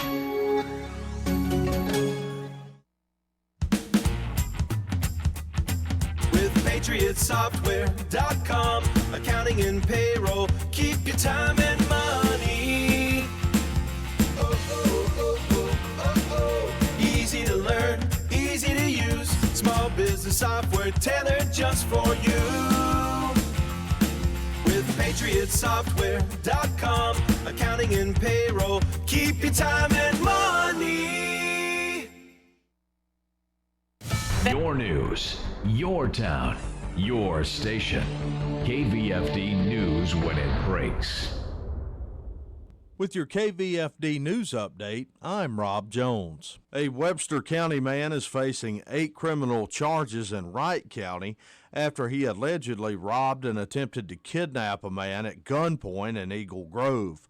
28-year-old Fort Dodge resident Blair Foy is being charged with first-degree robbery, second-degree kidnapping, and 6 other charges stemming from the incident. Reports allege that Foy brandished a semi-automatic handgun with a suppressor and forced a man to his knees while stealing $350 and a cell phone. Police believe Foy tried to force the man into the vehicle he was in, but the man escaped due to a distraction from another party present during the incident. The stolen cell phone was later recovered in a vehicle Foy had been in. The incident occurred in the 400 block of South Lucas Avenue in Eagle Grove. Foy remains in custody at the Wright County Jail on a $100,000 cash-only bond. Iowa State House District 9 Representative Ann Meyer was a guest on Divine's Intervention with Mike Divine on KVFD AM 1400. The subject of Iowa Supreme Court Chief Justice and Fort Dodge resident Mark Cady recusing himself from hearing a lawsuit over changes to the state's process of selecting Supreme Court justices came up. Cady recused himself on September 13th, stating he was not guilty of any wrongdoing, but was voluntarily recusing himself from the case. He was the only one of the 7 justices who did so. When asked if Cady had lobbied her, Meyer had this to say. He did not lobby me to vote against the bill, probably because he knew I was not supporting it. As reported in his recusal from the decision, I did speak with them that morning of Friday. I had some questions about it. The Fort Dodge Community School District held their board meeting last night. Superintendent Dr. Jesse Ulrich